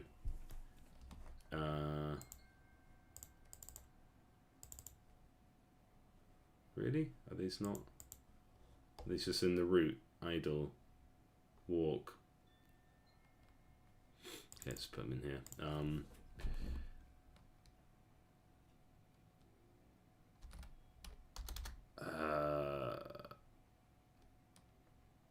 Yeah. Heal. Get healed. Receive heal. I think just if it's there, then we can just call it heal. And so what we'll do is... I just want more of a strong visual to see that someone has been healed. I think that's what I meant by that. So if we're taking a heal, the white renderer would like switch on and go green, but not just any green. Heel green. I think that's heel green.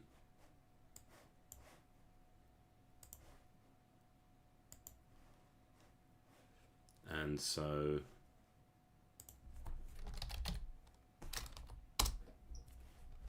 and that's probably way too strong. And I think this will work. Like, it might be nice to have a bit of sparklies, but I think I just want it to be subtle. And I think this will look nice.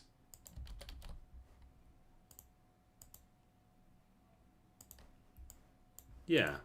Subtle, but I think it will work. And then it's just a very simple matter of... yeah, I think I can just play... Shit, I need to... Yeah, so I think that all the animations are on here. And we've got take damage. Yeah, so I just need to make sure it's just on the same rules as take damage. So we make a transition and we just copy from there. Has exit time, has 0 conditions. Yeah. Could probably... And then heal itself. It's not looped. And then if I just character container take damage, yeah, it's just a simple animator.play with the string, and we say heal. And should this happen even if they don't get healed, or should it only happen if they receive a heal, if they're below 100% HP? I think it should only happen if they actually take the heal. So let's just have a quick gander at that, see that it's working, see if it's too long, short, whatever.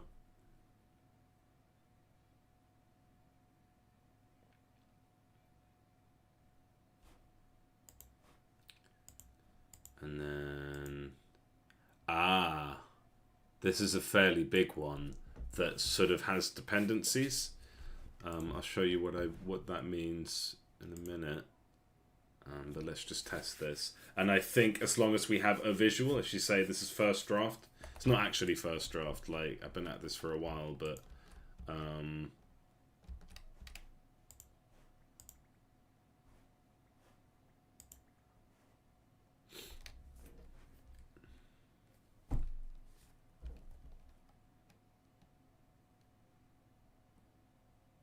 wait, so why was there an issue? Why did we get that bug before? What is this?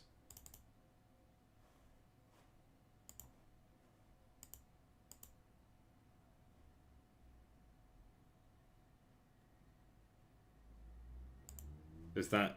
Where's the actual problem? Is that it? If active artifacts... And that's not set to an object?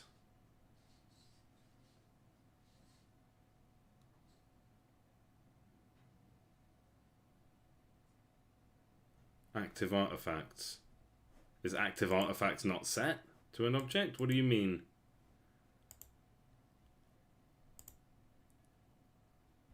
So we make AoE effect.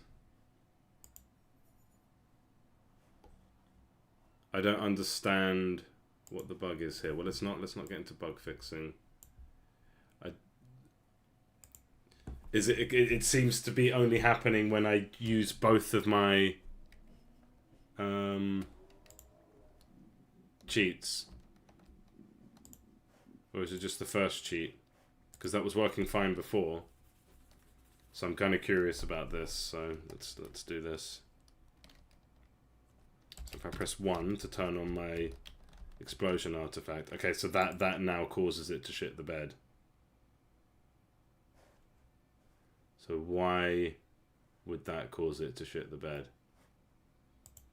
Because it was working fine before. Wait. Oh, I know why. Okay, killer heal. I see. Yeah. Alright. Okay, that's going to work now. I don't know why that ruined it, but at least there is a difference that I found.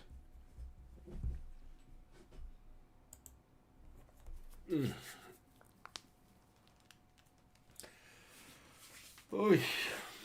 It's not too hot today, but it's still fairly hot. What temperature is it? It's like got to be in the high 20s, the mid 20s. Okay.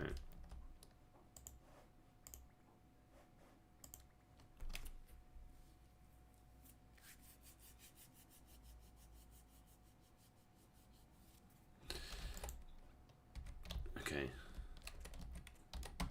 Can't even see it. Is it even happening? It is happening. It's just very, very, very, very short. So it needs to be a bit longer. And yeah, there's a couple things that I think will make this work. So animation. Let's grab this guy for the heal. Heal. Yeah, I mean 5 frames. You're not gonna 10 frames. You're not gonna see that. So I think we want to do extend this to like 30 seconds probably. 30 frames, and I think we want to do some kind of like we get up to here and then we get up to, so that's 10, here's 20, and then at 5 it's like even brighter. I feel like that's a good idea.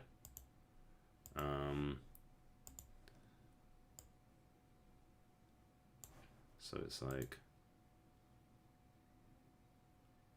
so it made a difference.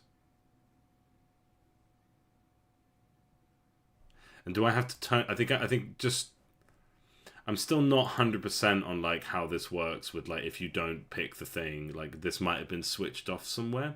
So I'm just gonna make sure in the animation that the white renderer is indeed switched on. Do I have that? No, I should check. So take damage. No, it never switches on or off. So let's just try that then. Wait, can I just?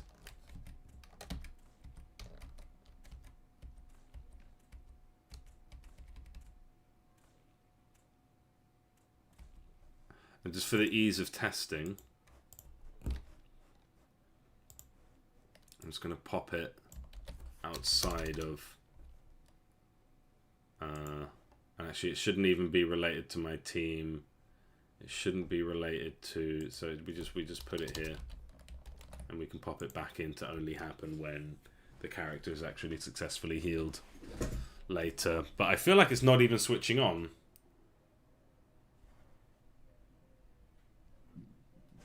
Print statement, or just to show that it's actually happening. No, we're past that. I know that this works.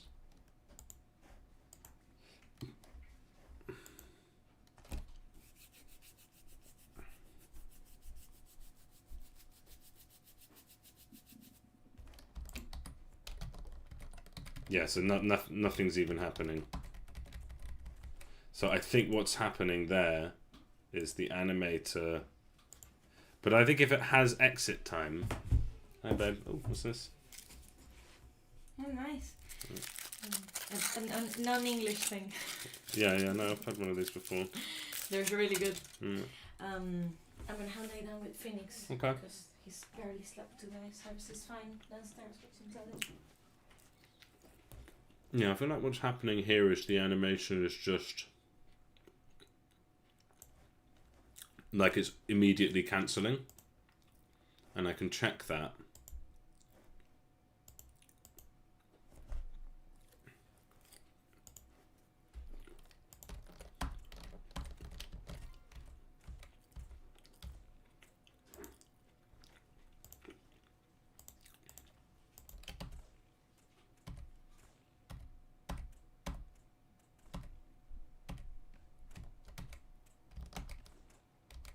Okay, so that's what it was. No, I know that code is running. So yeah, it was there. It's just... And I think we can actually like edit an animation and then see it happen at runtime. That's in without having to unpause.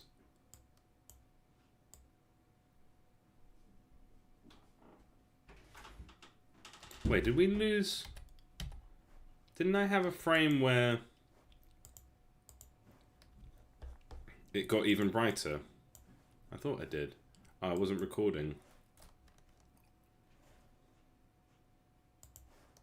Yeah, we can actually animate while the scene is running.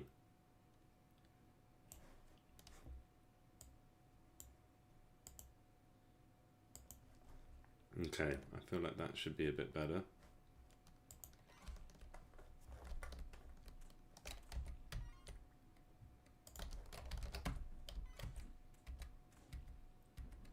I don't know why it's not doing it for that guy. But it's probably because that's the one I've got selected. But yeah, I think that's like just a very subtle, and it's working. I don't know why Randar has the background of a soldier. Shouldn't white renderer have been... So we have soldier, and then in there, yeah, white renderer. So it should be telling the white renderer to oh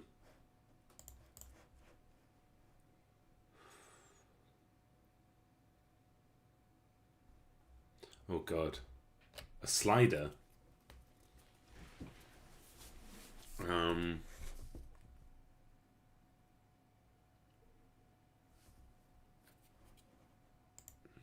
Up here, slider. Well, so you can see how much time until the end.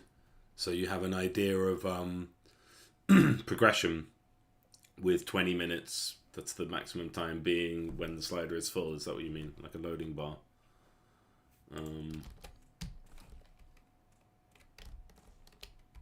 Oh, okay. Just so I can like very easily change how much time is left in the scene. Wait, so if I grab...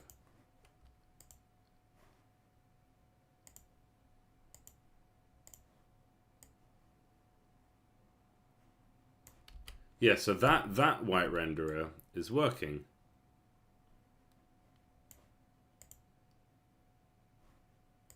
That's the shape of Sean.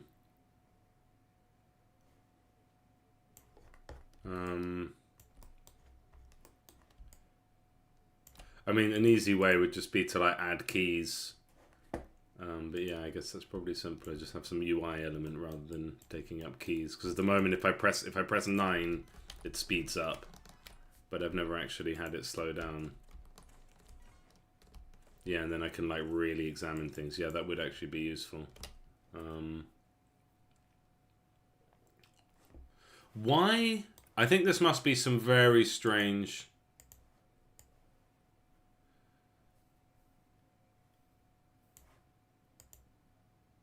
Oh, because white renderer sprite changes. Okay.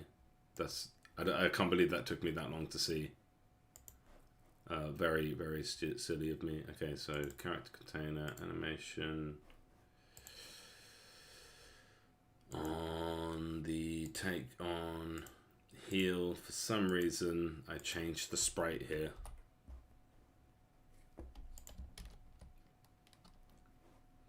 Yeah, I mean, I could make a... So I've got 9 speeds it up. I could make one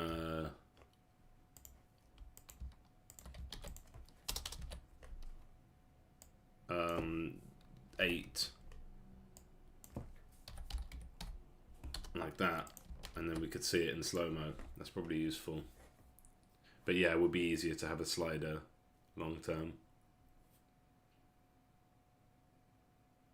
Yeah, I do need to use more templates and kind of use more between games. I tend to kind of copy paste a bit, but yeah. And then the other thing I want to see, just because I don't think this was a problem before. Oh, things are slow. Is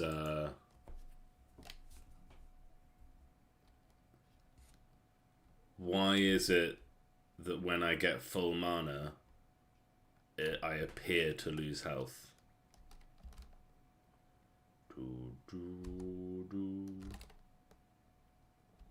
Performance is tanking for some reason, don't know why. But then you can see that they're swinging at each other before the attack. Like, they do the swing after the thing takes damage. And I don't actually know how to solve that.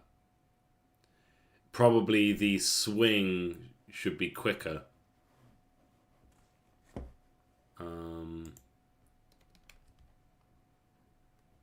And that is on the weapon.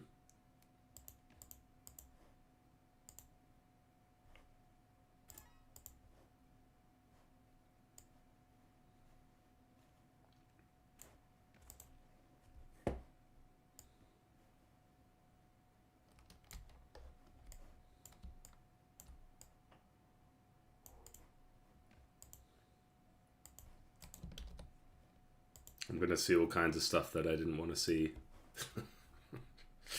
I was fine not knowing that the damage animation happens well before the actual crux of the swing.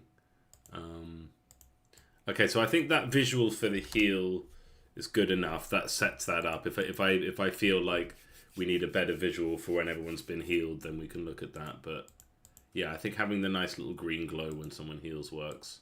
Consider... Okay, so... Are we up to speed? Oh no, I wanted to test why I lose. So I just want to first double check that my eyes aren't deceiving me. And that when I get full mana, am I losing health or was I just confused? So I'll try not to get hit.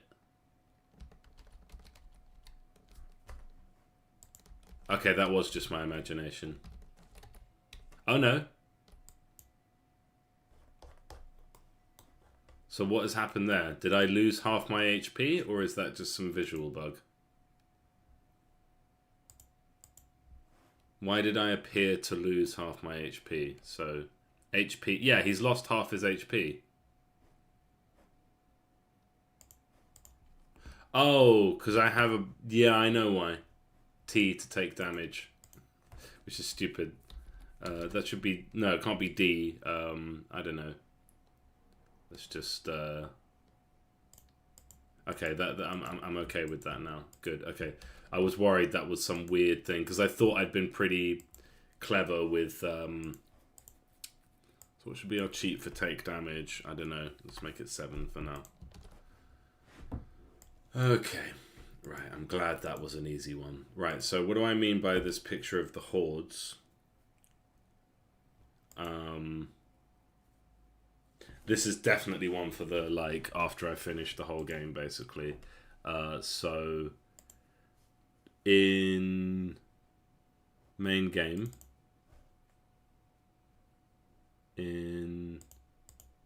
I should probably delete the ones I'm not using when we start this scene. But yeah, we switch on ramparts, and you see we've got these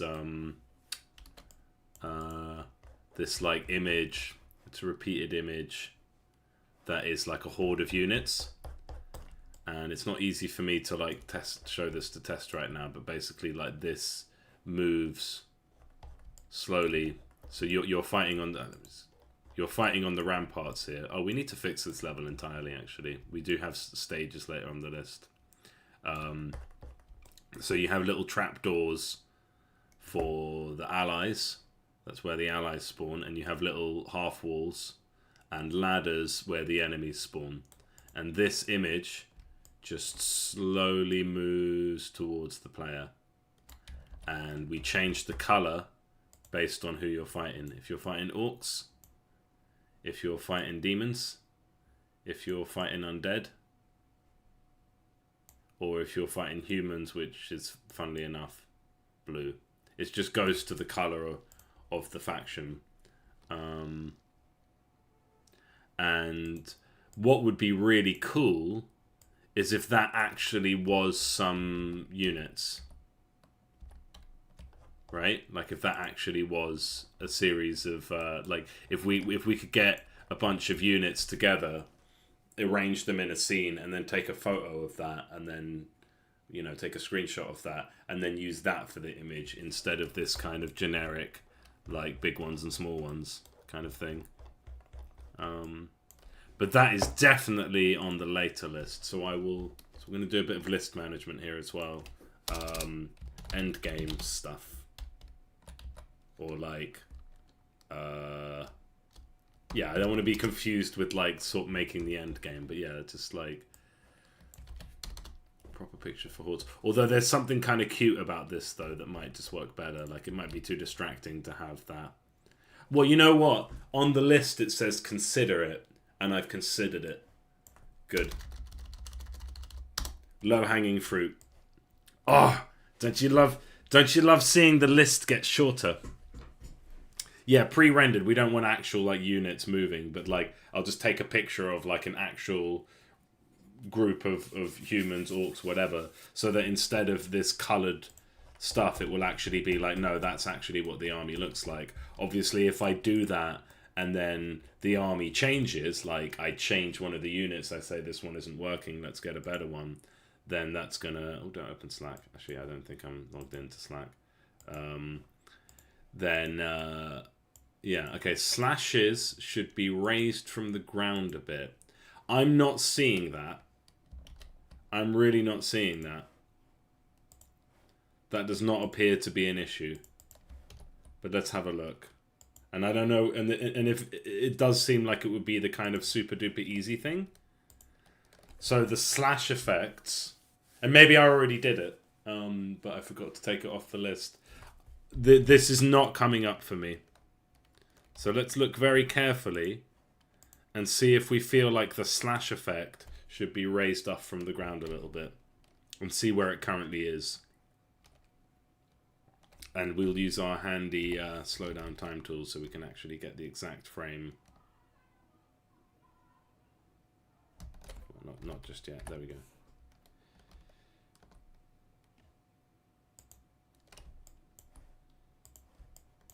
I think that slash animation, or like the actual the sword animation, I've broken it. So I'll fix that. I'll just go back to what we had before. What did I do?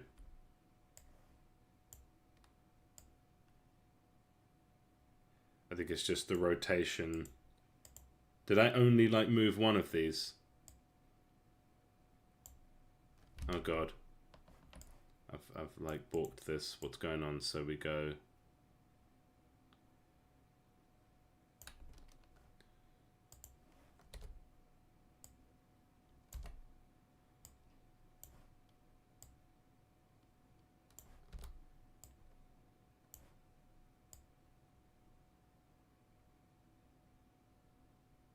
Oh dear. I shouldn't have touched anything on this. Can I get that? Can I undo that? Because I think what I did is I just moved this along a few frames.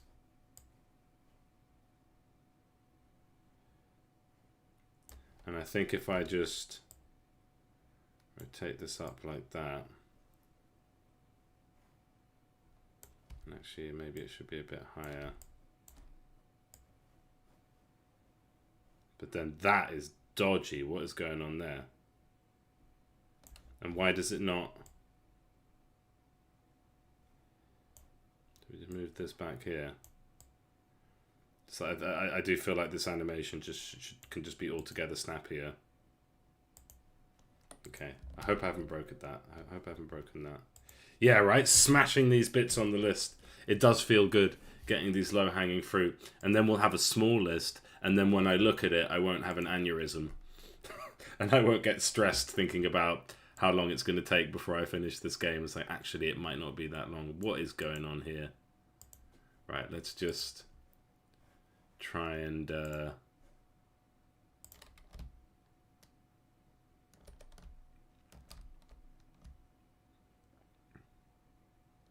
Okay, yeah, that slash animation is looking fine.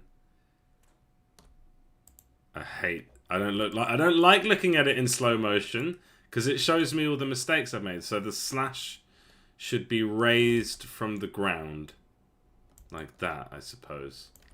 So I think slash effect Okay, we don't have any other animations. I just want to go to that prefab.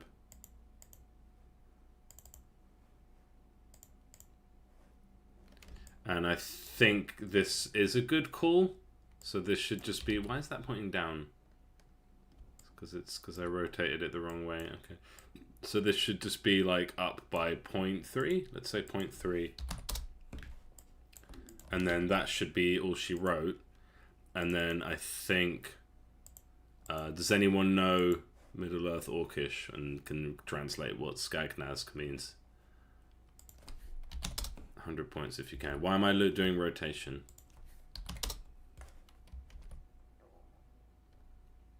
Yeah, right? Like, I only notice that it's a problem when I looked at it in slow motion. So hopefully that'll be true for the player as well. And they'll never look at it in slow motion. Although, no, there are bits where it slows down. It's just I've never noticed it. I've never noticed how far off the damage was. But, like, it's going to be pretty tricky to put a delay from when the spell is cast, because an attack is exactly the same as a spell in this game. That it's a short range AoE effect. To say, don't do the damage until, like, 3 or 4 frames after the attack has actually happened, you know, that's going to be tricky. Okay, so now that we've moved the slash effect up, is it better? Or does it look worse? Let's find out. But yeah, I think it is a bit weird that it's on the floor. I can't tell the difference. I can't tell the difference. But it does make more sense there. Poor guy. he's not having a good time. The snappier weapon strike is not too bothersome either. I don't think it's very fast now. Shall we have a look at that?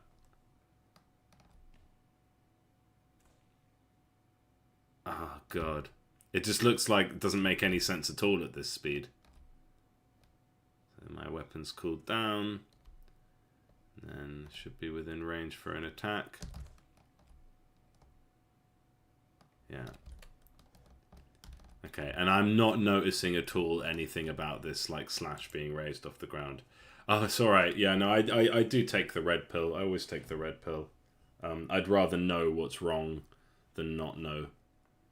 Than live in bliss. I don't want to eat a fake steak. So it's just a few of these, so... Is it the same with hammer effects as well?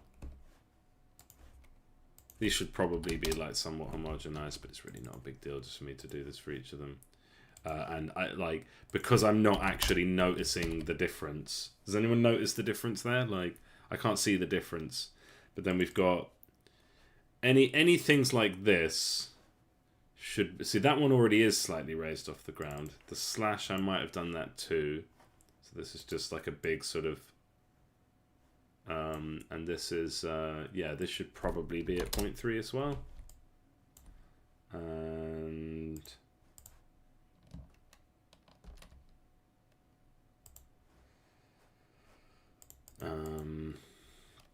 looking at, so we've got damage splats, those are fine, but where's the hammer one? Smash effect.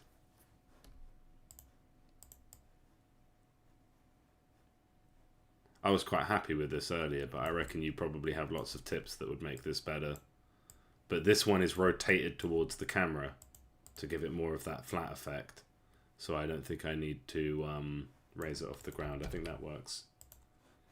Yeah, so I can't tell the difference there. Low-hanging fruit. Smash. Get Mally to come and do colours. That one's like, so that's my wife, Mally.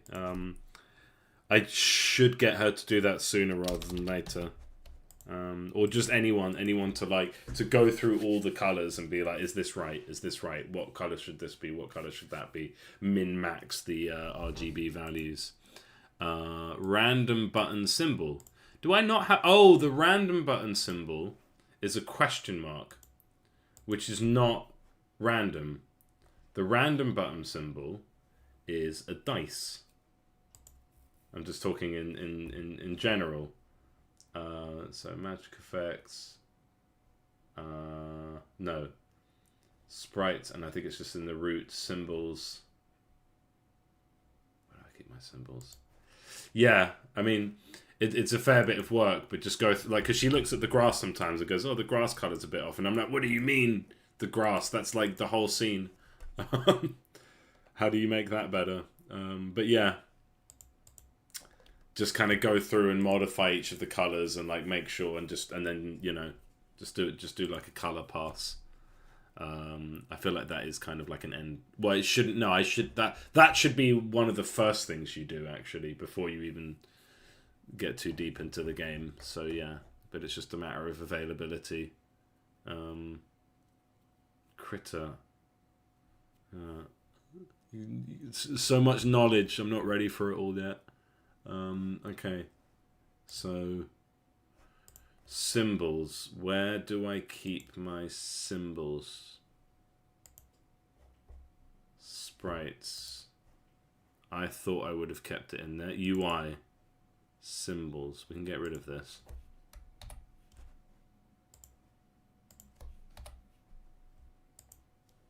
Symbols. Was it even symbols? Where else would it be? Okay, so I can just grab something that has the symbol on it. Ooh.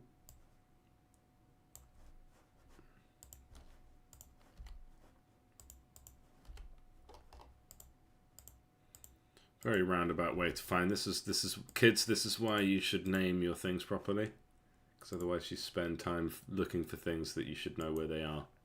How much time did I lose there?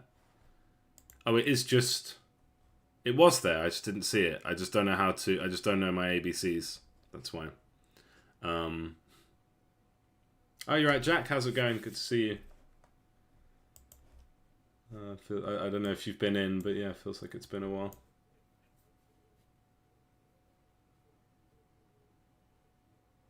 Yeah, when you say install something on my wife's box, I do get a little bit.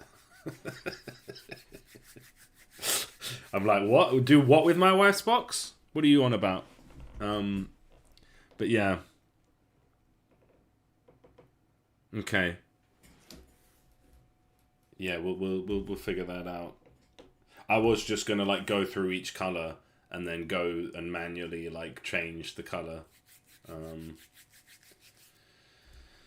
But yeah, so we have symbols, so it is in a reasonable place. So sprites, UI, symbols. It's not actually a terrible place to keep it. It's just I forgot how to use the alphabet. And we have a question mark. I'm not going to get rid of the question mark, but I'm going to add, and whenever you're adding sprites, you want to add them to the top. No, so if I export this, this is 4 columns. So I want to make an entirely new column at the top. It's just, no, there's space for one at the bottom. There's space for one at the bottom. Okay.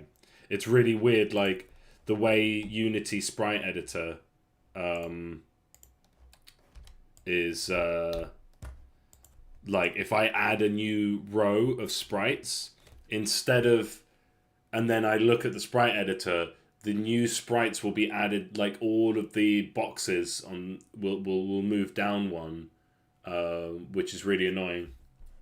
I wish it would. Yeah, I've ranted about this plenty of times on stream. I'm going to do it again. All right, so a dice. So we want so we want this exact color, which is that is perfect white. Okay. It shouldn't be perfect white. It should be slightly off white. But like, we need to be consistent about what do we mean by slightly off white. That is considered. Oh no, that's 229. Okay, that's probably good. I'm just gonna go ahead and do these for all of them. Can I? Apply to all frames. Yeah, lovely. I think I've probably lost a lot of time not doing it like that in the past. Okay, so what does a dice look like? A dice is okay, we'll do consistent steps. Wait, I think if I shift, yeah, we can get this nice consistent steps. I don't want to use the whole space. And then we do the same on the other side. We want perfectly symmetrical dice here. And then up. I don't know by how much, but we can edit it easily. And then like that. So we've got this little nice book shape. This is wrong.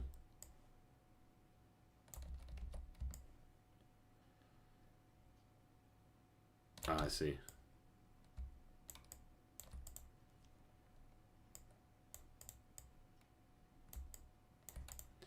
So then there's that. And then we are making a cube. Exciting stuff. This tool has mirror, yeah, it's just I'm a moron. That's I know what you're thinking. I just don't ever use it. Oh, okay, because this is, I think we're okay with either a double line here or just it being not quite on the center. I was going to look up dice symbol because I'm just thinking, do you actually, is there like some kind of consistency? Yeah, I think the 1, 2, 3 is good. 1 at the top, 2 at the left, 3 on the right. I think that makes the most sense. And I guess it's going to be not a perfect sphere. It will be, so there's just 1 up like that. 1 thinner. Let's see how this goes. And then we have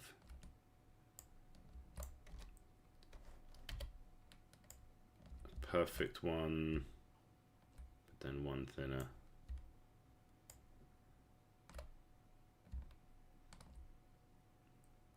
I feel like that looks better if we can get that shape.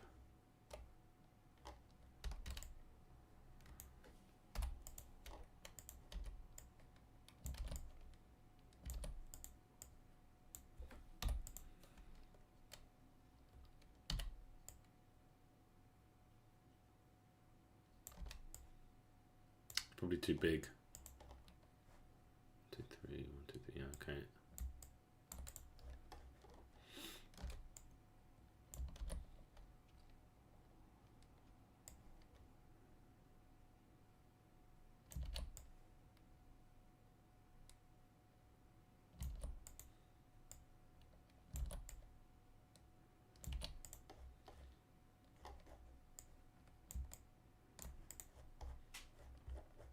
Okay. And then what do? We just fill that in? No.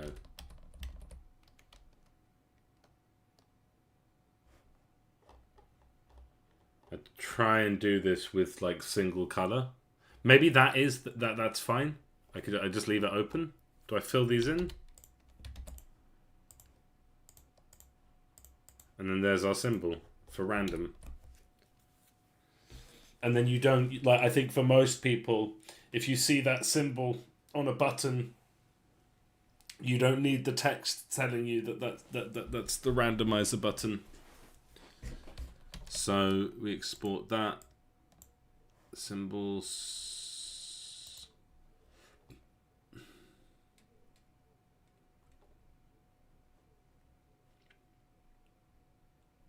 UI. Symbols.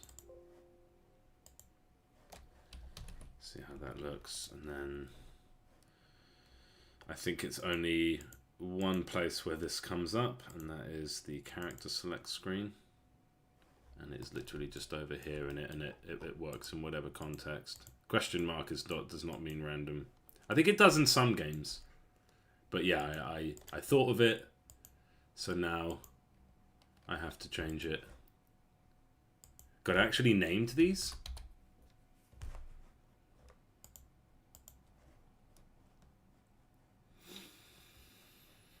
UI symbols. God, I did name them. Okay, let's keep naming them then.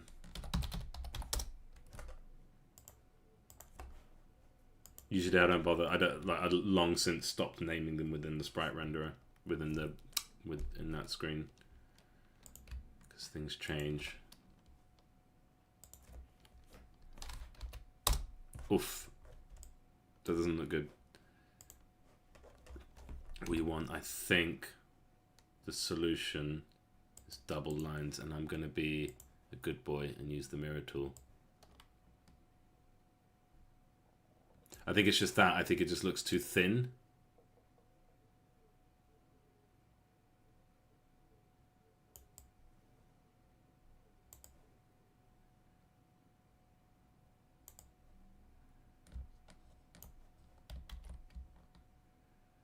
And then I think a few things are going to end up feeling a bit shuffled.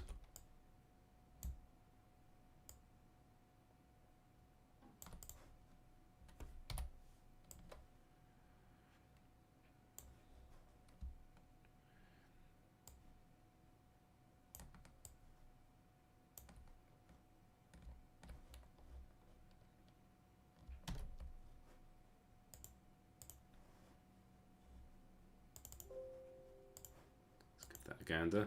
Okay, that does look considerably better. Yeah, that looks fine. That's very clear that that's random. Is it flipped? Oh, it is flipped.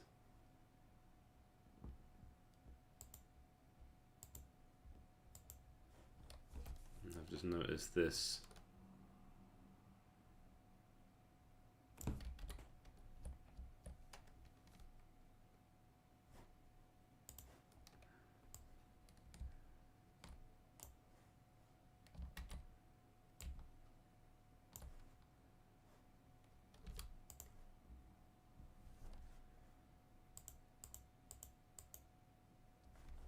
And then this can actually go dead middle. No, it can't. It can't.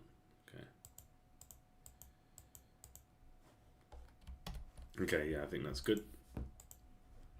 Oh, and I like the 1 2 3, not the 1 3 2.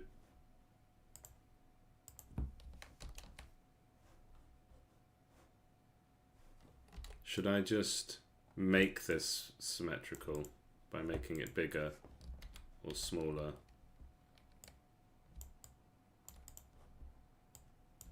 So it's dead in the center.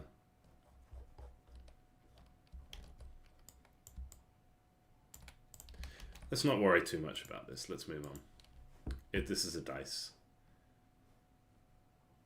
And the whole thing might change, but I'm fairly confident that we're not going to drastically change this kind of thing. That looks good to me. That looks perfectly good.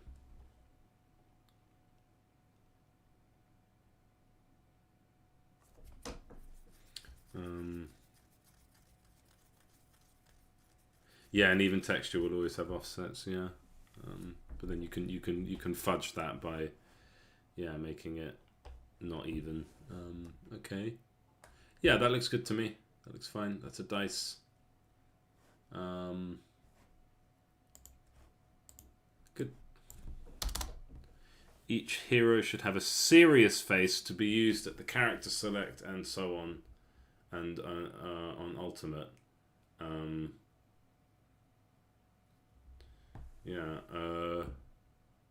So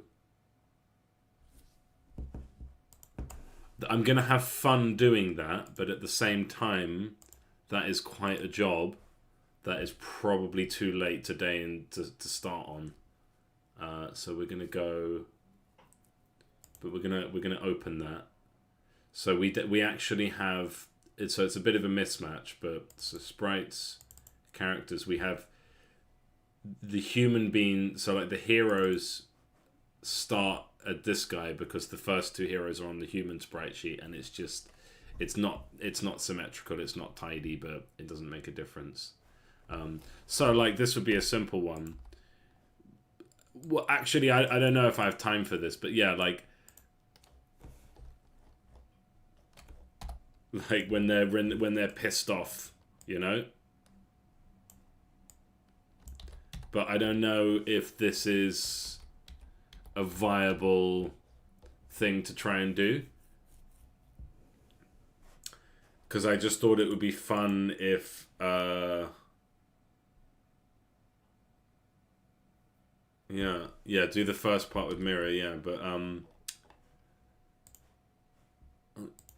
mirror, draw tool. Oh, one of the issues is... You have the mirror... Where is it? Yeah, this one, but you can't... There's no, like, mirror line tool. And also, that's the center is not the center. You see? This is why I never use this tool. It's just because I'm not very good at using it. Because he's kind of looking to the right a bit. And the center is there. I don't know if there's some way of... Yeah. Well, yeah. I don't know what's quicker. I mean, for one thing, there probably should be a shadow under his hat. And like moving it and then moving back versus it just doing it twice.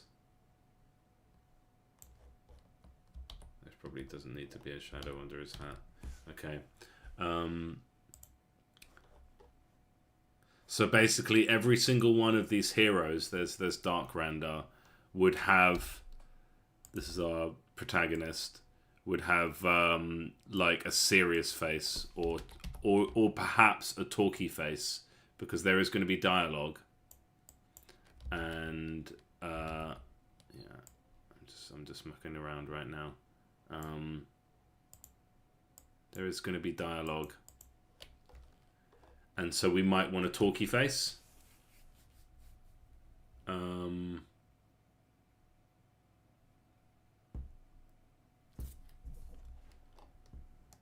He should have a shadow under his nose as well.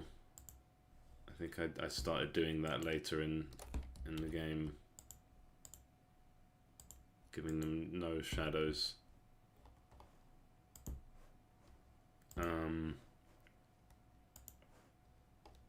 But it might just be easier just to forego talky face. And then, like, yeah, serious face. Because the character actually says they call out something. So I think, yeah, I think each hero should have a talky face. This one can be like, you know, just yeah, move it down. Just so that there's a bit of animation for when they're talking. The Flawless Advise Me set is open and closed. I don't know what you mean. I think talky face is worthwhile. I'm just kind of thinking this through. I should definitely do this with a fresh head. This is going to be a fairly big job. But I think just going through... and it might make sense not to export the whole character, but just to export the mouth.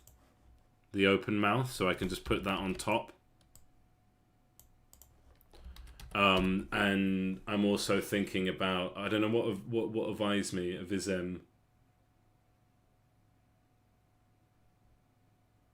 Oh, you mean like speaky face? Using like proper language for speaky face. Yeah, mouth positions, yeah. Yeah. So like I need to ask myself, how far do I want to go with this? Because while I plan to have dialogue in the game, I don't know how far I want to go. Like it's not really the point of the game, but it would be nice. I don't know if I can show you the dialogue UI. And where do I keep it? And I know there's at least one in the main game. So yeah, the dialogue canvas. Let's see if I can show you this. So it's just a very simple characters can talk, and then the animation is character 1 speaking, character 2 speaking, and then I would need to probably be a bit cleverer than that to sort of animate the character, talking. And I'm like, so they don't all have the same mouth. And the original thing I was thinking of was like, when they do their battle cry, they should have a different face. But I think going through and adding like an angrier, like giving each of them a different expression is going to be too much work. Not enough juice for the squeeze. But we could just use the talkie face in that event, and the talkie face would be good. And I think probably just one frame would do fine. One visem. How do you pronounce that? Visme visem. And we really don't need much. Just a simple open close will do. But and we use the open one for when they're using their ultimate. The other thing I need to think about is where do I put that, because it might just be easier for me to. So I don't want to put it on this sprite sheet because then I have to click and drag it again. But if I made heroes speaking and just copied the whole thing and just gave them a talkie mouth, the other characters won't have a talkie mouth. So I'm going to put a pin on this.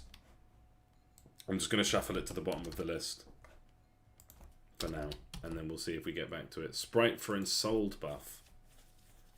That should just be the same as the item. I think I might have already done that.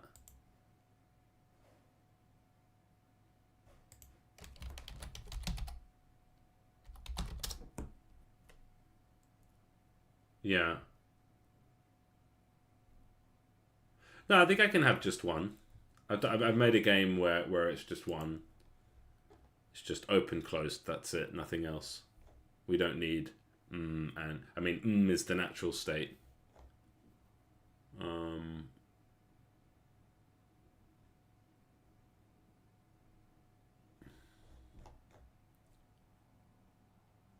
And I can sort of I need to have a good think about how far I want to go with that, and how best to do it. Okay. So looking at Ensouled. Yeah, I think I already did this.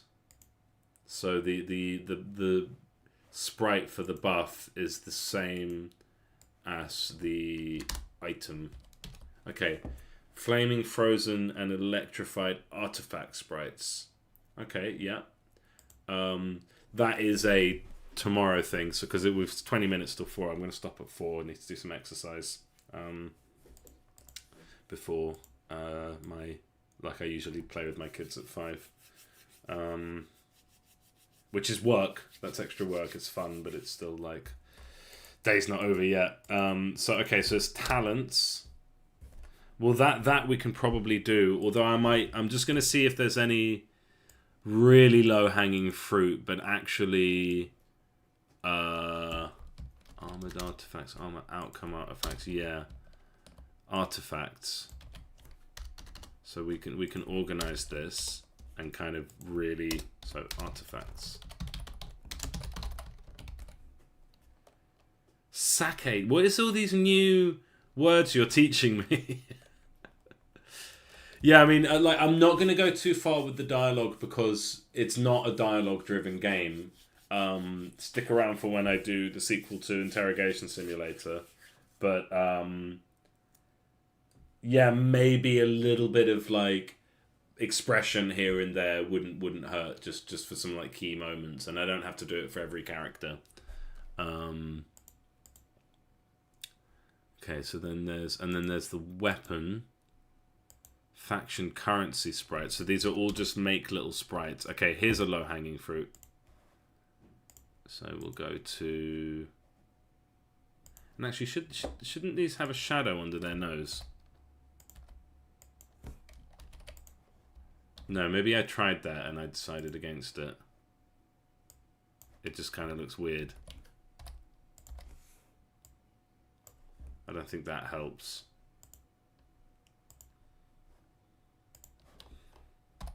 Because if you put a shadow under his nose, it connects with his lip shadow, so... Okay.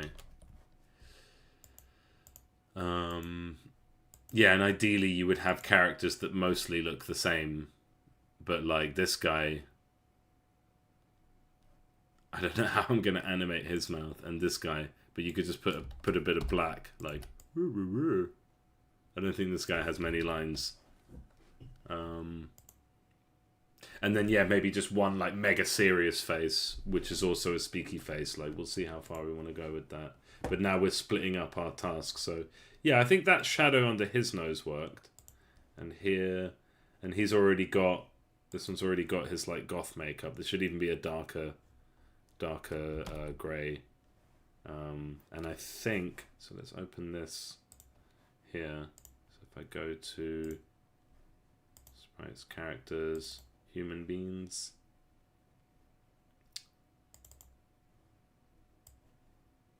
Yeah, we did actually do a shadow. And yeah, I should probably find some way to streamline this, but actually I think it's... There we go, this is easier. I can just do it again. Oh no, I can take this.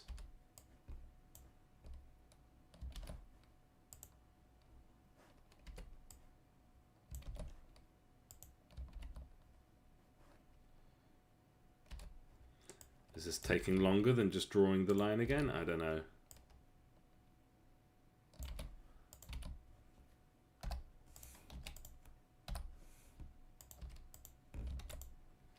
And then he should have...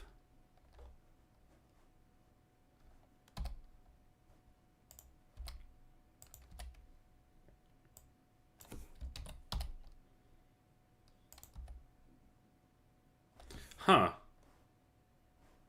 This one does have a nose shadow, and it works because his mouth is lower.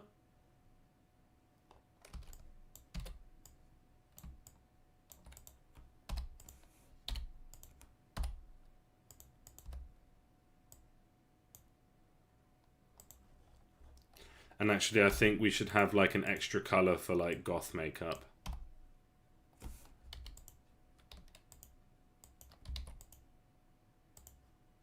It's not the same.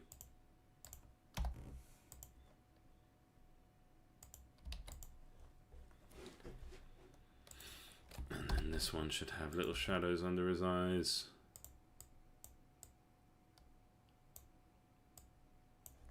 After watching Demon Slayer movie, I'm kind of like hyper conscious of hero eyes.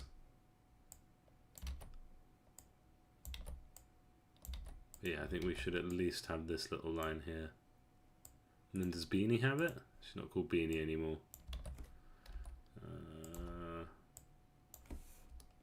think it just gives a little bit of character. In fact, actually giving her...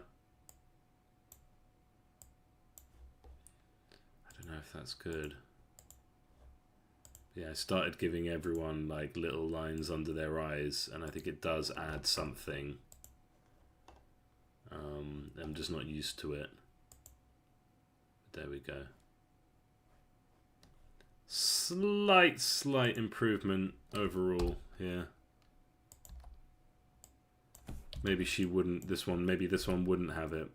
But again, to sort of further reference, because this is like, God, what did I call her? Jania. I can't remember what I called her.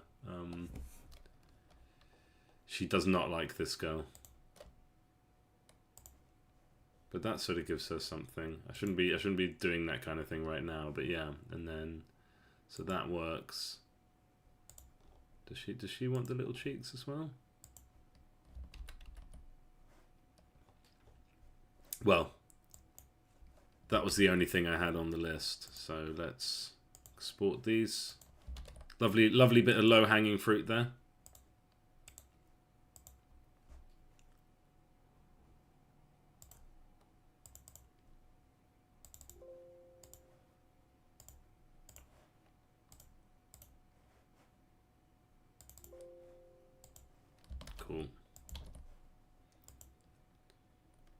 Yeah. There's no blinking in this game. That's like fancy AAA shit. I'm not doing fancy AAA blinking kind of shit.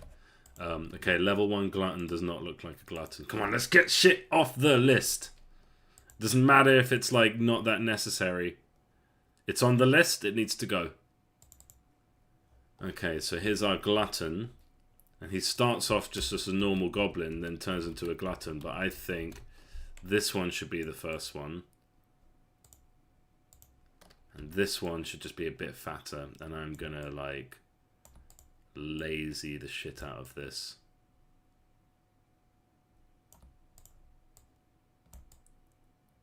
There we go. You see how good I am at being lazy.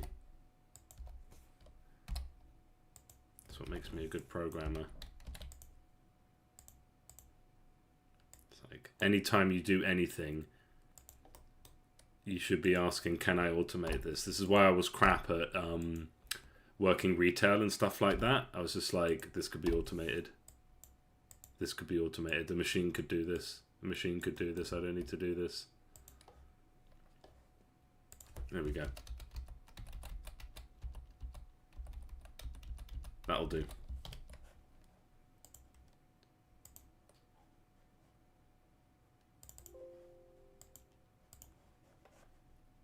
Just because it just didn't look like a glutton. And now there's not much variance between 1 and 2. But we don't need a lot of variance between 1 and 2. Like some of these are really lazy. But it's only the third one that actually, like, so this one, he gets, between 1 and 2, he gets some scratches on his helmet. And then 3, he gets bigger horns. And then 4, he gets an extra set of horns. This one starts bald, gets hair. You see how this kind of works? Oh, that one's actually speaking in the last one. Yeah. Side characters are not going to get, because you see how many characters there are in this game. We're not going to give them each a speaky face. Right. Ugh. Make Fire Pit a bit smaller. I'm not actually sure about that. I'm going to knock that off the list. And if it really bothers me when I'm playing, I'll add it to the list again. Ultimate animation shouldn't be interruptible. That's not a visual thing. That is a... So we can have, like... This one's going to be an easy fix. I just need to think about it for a bit. This is a separate thing. But these are not visuals. Ultimate animation shouldn't be interruptible. Yeah, I just need to make a way of saying, like, don't trigger an animation when hitting a character when they're doing their ultimate. I don't know how I'm going to do that, but, like, do I check what their animation state is? Or check what, like, I don't know how exactly I'm going to do it, but, like, basically... Like, or like when they do the ultimate, we set a bool like do not interrupt me to true, and then whenever we ask the unit to do an animation, we check if he's like not interruptible at that time. Set is walking true, and that's low hanging fruit. That's very low hanging fruit. I don't know if it's performant, but on the GM we. Spawn character, some old code, spawn character, when we spawn a character, right at the end here, just, we'll vomit this out.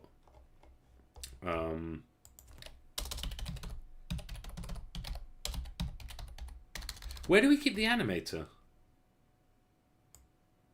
New character container, animator, yeah, dot.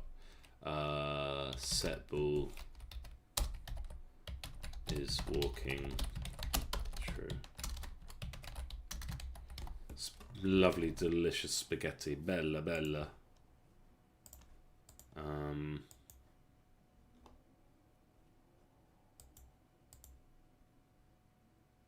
Okay, yeah. So these two are quite easy. I just need to think about them a bit. I have a rule of like don't try and do coding when it's late in the day, because then you do really stupid shit. Okay, weapon, faction currency sprites. I'm just going to put this above that because I feel like these can be factory lined because I'm just doing a lot of little sprites. Okay, hero serious face.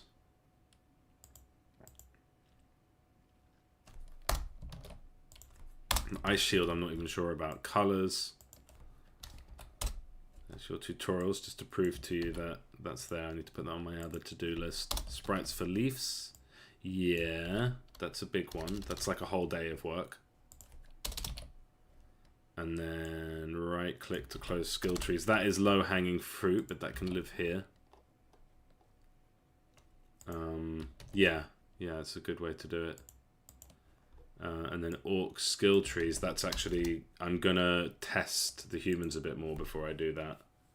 Yeah, make the game and then design it, right?